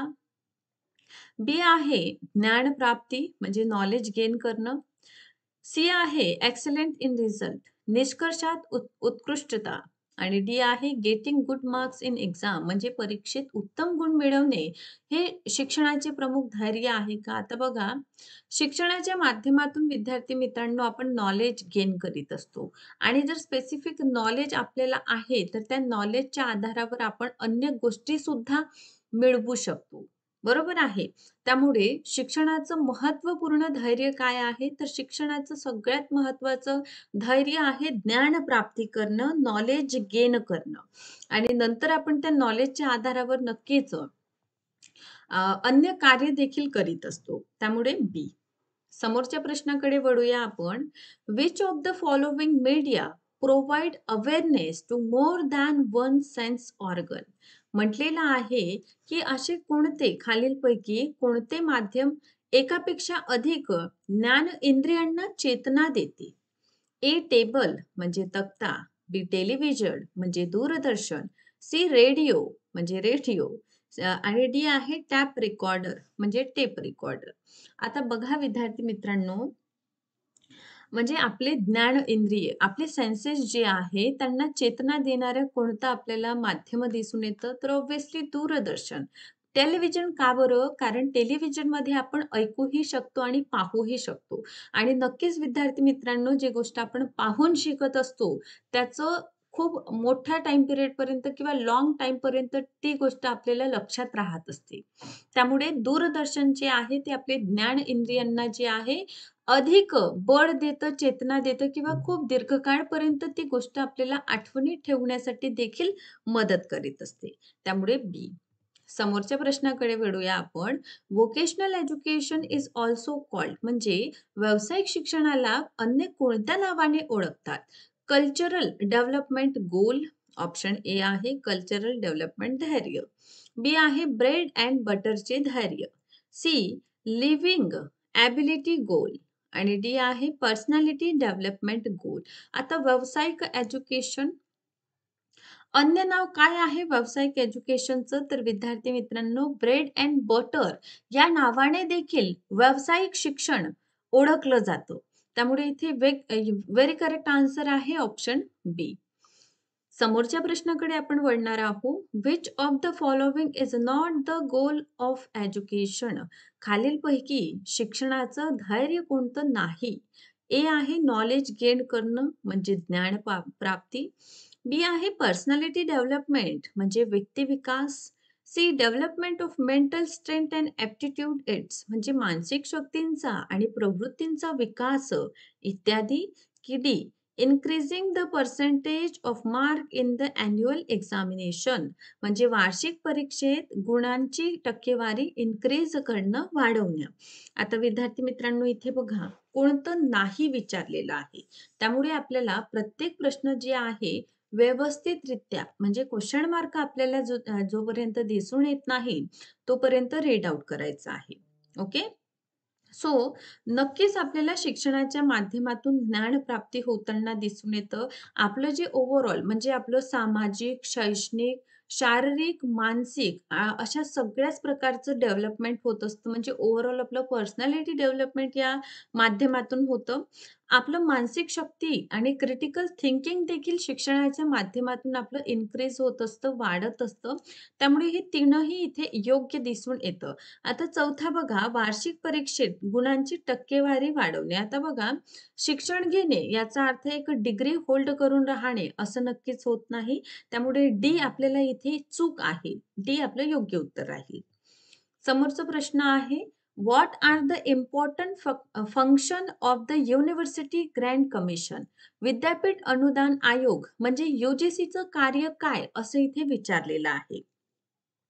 ओके. ए आहे to appoint the vice chancellor of university. विद्यापीठाच्या गुरुकुलाच्या नेमणुका करणे. बी आहे to fix the salaries of college and teacher. महाविद्यालयीन शिक्षकांचं वेतन निश्चिती करणे. की C to control the equality of higher education. उच्च शिक्षणातील गुणवत्ता नियंत्रित करणे. लास्ट ऑप्शन आहे D to open new university as per the need of the state. म्हणजे राज्यांच्या गरजेनुसार नवीन विद्यापीठे उघडणे. आता UGC बघा, राधाकृष्णन आयोगांच्या रिकमेंडेशनवर आपण बघतो युनिव्हर्सिटी ग्रँड कमिशन यांचं इस्टॅब्लिशमेंट 1953 मध्ये होतं आणि स्वतंत्र निकाय म्हणून विद्यापीठ अनुदान आयोगाला मान्यता मिळतं 1956. ओके. सो याचं कार्य काय होतं, तर उच्च शिक्षणातील जी गुणवत्ता आहे, क्वालिटी जे आहे त्याला मेंटेन करणं, त्याला नियंत्रित ठेवणं, हे UGCचं कार्य, मुख्य कार्य आपल्याला दिसून येतं. त्यामुळे विद्यार्थी मित्रांनो, इथे योग्य उत्तर ऑप्शन क्रमांक सी आहे. नेक्स्ट क्वेश्चन आहे, in vocational education the main goal of education is. व्यावसायिक शिक्षणाचं मुख्य धैर्य काय आहे? नॉलेज वाढवणे, ज्ञान प्राप्ती करणे, कल्चरल डेव्हलपमेंट म्हणजे सांस्कृतिक विकास करणे, सी लिव्हलिहूड म्हणजे उपजीविका, की डी फिजिकल डेव्हलपमेंट शारीरिक विकास. आता बघा, एज्युकेशनचं आपण जर गोल बघितलं तर ऑब्व्हियसली ज्ञान प्राप्ती करणे आहे. पण इथे प्रश्न विद्यार्थी मित्रांनो, व्होकेशनल एज्युकेशनचं गोल काय असं विचारलेलं आहे. तर व्होकेशनल एज्युकेशनचं गोल आहे उपजीविका, आहे ना. म्हणजे त्या माध्यमातून आपलं काय होतं, आपण आपलं स्वतःचं हे उद्धार करू शकतो. ठीक आहे. म्हणजे व्होकेशनल एज्युकेशनचं उपजीविका लिव्हलिहूड जे आहे ते आपल्याला धैर्य जे आहे ते दिसून येतं. त्यामुळे शिक्षणाचं धैर्य आणि व्यावसायिक एज्युकेशनचं धैर्य जरा आपण कन्फ्यूज व्हायचं नाही. ओके. चला. ओके. नेक्स्ट आहे क्रिएटिव्हिटी म्हणजे काय? सृजनशीलता म्हणजे काय होतं? क्रिएटिव्हिटी काय असतं? इनोव्हेशन एबिलिटी म्हणजे नवनिर्माण क्षमता, काहीतरी नवं करण्याची क्षमता म्हणजे सृजनशीलता होतं का? ऑप्शन ए आहे. कन्सिडरिंग ओल्ड ॲज गोल्ड म्हणजे जुनं ते सोनं असे समजणे म्हणजे सृजनात्मकशीलता होतं. की सी आहे नॉट एन्करेजिंग आर्ट फॉर्म म्हणजे कला प्रकाराला उत्तेजन न देणं. आयडिया आहे डेव्हलपिंग कल्चर, सुसंस्कृतीचा विकास करणे. So obviously very correct answer A आहे, कारण शीलता म्हणजे काय? काहीतरी नवं करणे. ठीक आहे. म्हणजे नवीन काहीतरी निर्माण करणे म्हणजे सृजनात्मक शक्ती होती. क्रिएटिव्हिटी थिंकिंग होत असतं. म्हणजे काहीतरी एखादी गोष्ट म्हणा किंवा वेस्टेजमधून काहीतरी तुम्ही काय करीत आहे, नवं काहीतरी बनवत आहे जे उपयोगी आहे. अशा प्रकारचं जे क्षमता असते, अशा प्रकारची जी ॲबिलिटी असते त्यालाच म्हटलं जातं क्रिएटिव्हिटी थिंकिंग. ओके. सो नेक्स्टकडे वळूया आपण. Okay. Dash this is the Phule in today's education system. आजच्या शिक्षणातील दोष काय आहे? ठीक आहे. ओके. ए आहे being able to use the knowledge gain in practical life. प्राप्त ज्ञानाचा व्यावहारिक जीवनात उपयोग करता येणे. ठीक आहे. इथे दोष विचारलेला आहे. B not being able to use the knowledge gain practical life म्हणजे प्राप्त ज्ञानाचा आपण व्यावहारिक जीवनात उपयोग न करता येणे. सी आहे डिक्लाइन अॅन्युअल एक्झामिनेशन रिझल्ट म्हणजे वार्षिक परीक्षेच्या निकालाचं प्रमाण घसरत जाणे. की डी विद्यार्थ्यांमध्ये व्यवहार ज्ञानाची कौशल्य निर्माण करणे. Development practical knowledge skill among student. आता हे दोष विचारलेला आहे. तर डी हा दोष आहे का? नाही. Development practical knowledge skill develop करणे हे आपण आजच्या शिक्षणामध्ये एक नवीन इनिशिएटिव्ह बघतो आहे ना. त्यामुळे विद्यार्थी मित्रांनो, जे ज्ञान आपण प्राप्त करत असतो त्याचं व्यावहारिक जीवनामध्ये उपयोग कसं करायचा आहे हे आपल्याला माहीत असावं. आणि जर आपण ते करू शकलो नाही तर हे नक्कीच आपल्या शिक्षण पद्धतीतील दोष आहे असं आपण म्हणू शकतो. त्यामुळे ते योग्य उत्तर बी आहे. समोर आहे, which of the following tools will have the greatest visual impact. असं कोणतं साधन आहे जे दृश्य म्हणजे पाहण्यात आहे ना व्हिज्युअल परिणाम जास्त करतो. ए टेबल, बी फोटोग्राफ, सी स्लाइड आणि डी आहे फिल्म्स. काय जास्त आपल्या पाहिल्यानंतर जास्त इफेक्टिव्ह आपल्याला वाटू शकतं? ठीक आहे. So obviously film. एखादी पिक्चर आपण बघतो आणि नक्कीच तो पिक्चर आपल्याला प्रदीर्घ काळापर्यंत स्मरणात देखील राहत असतं, आठवणीत देखील राहत असतं. हो की नाही? ते पूर्ण पिक्चर आपण मुकपाठ आपल्याला होऊनच जातं, बरोबर? सो त्यामुळे डी आहे. ठीक आहे. पाहून कोणतीही गोष्ट लक्षात घ्या, की एखादी गोष्ट आपण जी बोलून आपण इम्पॅक्ट होत नाही, ते पाहून होत असतं. ओके. सो नेक्स्ट क्वेश्चन आहे, फिजिकल डेव्हलपमेंट मीन. शारीरिक विकास काय आहे? शरीर आणि मन यांचं संतुलन राखणे, maintaining balance between body and mind. B आहे डेव्हलपिंग रेसलिंग इन स्टुडंट म्हणजे पहलवान निर्माण करणं. सी आहे keeping the body health and एफेन्शियल म्हणजे शरीर निरोगी आणि कार्यक्षम ठेवणे. आणि डी आहे विद्यार्थ्यांना स्वच्छता, ठीक आहे, म्हणजे हायजीन आणि आरोग्यविषयक सवय लावणे. हायजीन अँड हेल्थ हॅबिट लावणं विद्यार्थ्यांमध्ये. आता शारीरिक शिक्षण विचारलेलं आहे, फिजिकल डेव्हलपमेंट विचारलेलं आहे. सो ऑप्शन 4 दिलेला आहे आपल्याला बघा. शरीर आणि मन संतुलन ठेवणे किंवा राखणे हे शारीरिक शिक्षणाचं महत्त्वपूर्ण आपल्याला म्हणजे त्यासाठी आपण शारीरिक शिक्षण म्हणजे आपलं शरीर बॉडी हेल्दी राहावी आणि मन हे जे आहे ना एकदम चलबिचल न राहावं. त्यासाठी फिजिकल आपण ॲक्टिव्हिटीज करीत असतो. ठीक आहे. त्यामुळे ए योग्य आहे. तर इथे बघा ए कुठे नाही. तर ऑब्व्हियसली डी मध्ये नाही. ठीक आहे. सो डी आपने आप आपलं इथे काय होतंय कट होतं. समोरच्या प्रश्नाकडे चला. विद्यार्थ्यांना पहिलवान निर्माण करण्यासाठी आपण फिजिकल ॲक्टिव्हिटीज करतो का? नाही. तर 2 कुठे आहे? 2 इथे आहे आणि इथे आहे. सो ऑब्व्हियसली हे दोनही कट होतं आणि योग्य उत्तर आपलं ब. म्हणजे शरीर आणि मन संतुलित राखणे, शरीर निरोगी आणि कार्यक्षम ठेवणे, स्वच्छता आणि आरोग्यविषयक सवयी लावणे हे शारीरिक विकासाचं महत्त्वपूर्ण धैर्य किंवा शारीरिक शिक्षणामध्ये अभिप्रेरित आहे. त्यामुळे ऑप्शन बी. समोरच्या प्रश्नाकडे आपण वळलेलो आहोत. एज्युकेशन जे आहे शिक्षणातून विद्यार्थ्यांमध्ये काय निर्माण होण्याची आवश्यकता आहे? सामाजिक दृष्टिकोन, social attitude, sense of citizenship म्हणजे नागरिकत्वाची भावना. सी आहे कर्तव्यनिष्ठा की डी कृतघ्ना. तर इथे 4 ऑप्शन दिलेला आहे. योग्य आहे म्हणजे 1, 2, 3 ठीक आहे. म्हणजे कृतज्ञता आपल्याला निर्माण होणं आवश्यक नाही, पण आपल्याला कर्तव्याची जाणीव असावी, आपल्याला नागरिकत्वाची भावना आपल्या अंतर्गत असावी आणि एक सोशल दृष्टिकोन आपलं असावं, हे अभिप्रेरित आहे. नेक्स्ट आहे okay. Listening to song, reading literature, drawing picture help student develop म्हणजे गाणे ऐकणं, साहित्य वाचणं, चित्र काढणं विद्यार्थ्यांचं कोणतं विकास करीत असतं? ए सुसंस्कृतता, बी राष्ट्रीयता, सी कलात्मकता की शील संवर्धन. सो ऑब्व्हियसली विद्यार्थी मित्रांनो, कलात्मकता जे आहे ते म्हणजे गाणे ऐकून, साहित्य वाचून किंवा चित्र काढून आपलं एक प्रकारचं स्किल जे आहे ते डेव्हलप होत असतं. त्यामुळे क. ओके. सो कल्चरल मीन सुसंस्कृत म्हणजे काय होत असतं? Okay.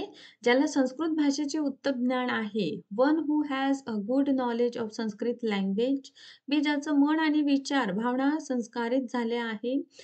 Okay. So feeling have been cultured की सी ज्यांच्याकडे उपजीविकेची पात्रता निर्माण झाली आहे. की डी ज्यांच्याकडे सृजनशीलतेचा विकास झाला आहे. सो विद्यार्थी मित्रांनो, ज्यांचं मन आणि विचार भावना जी आहे संस्कारित झाल्या आहेत त्याला सुसंस्कृत असं म्हटलं जातं. नेक्स्ट प्रश्न आपल्याला दिसून येतं, चरित्र हे प्रत्यक्ष शिकविण्यापेक्षा समोर असलेल्या व्यक्तींच्या आचरणाच्या प्रभावातून आत्मसात केली जाते. ठीक आहे. ही अनिश्चितता, कल्पना, वस्तुस्थिती आहे की असत्य विधान आहे. सो ऑब्व्हियसली हे फॅक्ट आहे, वस्तुस्थिती आहे. सो अशा प्रकारे विद्यार्थी मित्रांनो, बी-एड सी-ई-टी एक्झामिनेशनमध्ये आपल्याला टीचिंग ॲप्टिट्यूड या भागावर अशा प्रकारचे प्रश्न विचारले जातात. त्यामुळे अत्यंत महत्त्वपूर्ण हा भाग आहे. सेशनला बघत राहा. नक्कीच लाईक करा, शेअर करा, चॅनलला सबस्क्राईब करा आणि आतापर्यंत जर आपण बी-एड सी-ई-टी एंट्रन्स एक्झामिनेशनच्या कोर्सला जॉइन झालेली नाही, तर नक्कीच जॉइन व्हा, जेणेकरून येणारी परीक्षा आपण टार्गेट करू शकतो. Thank so much.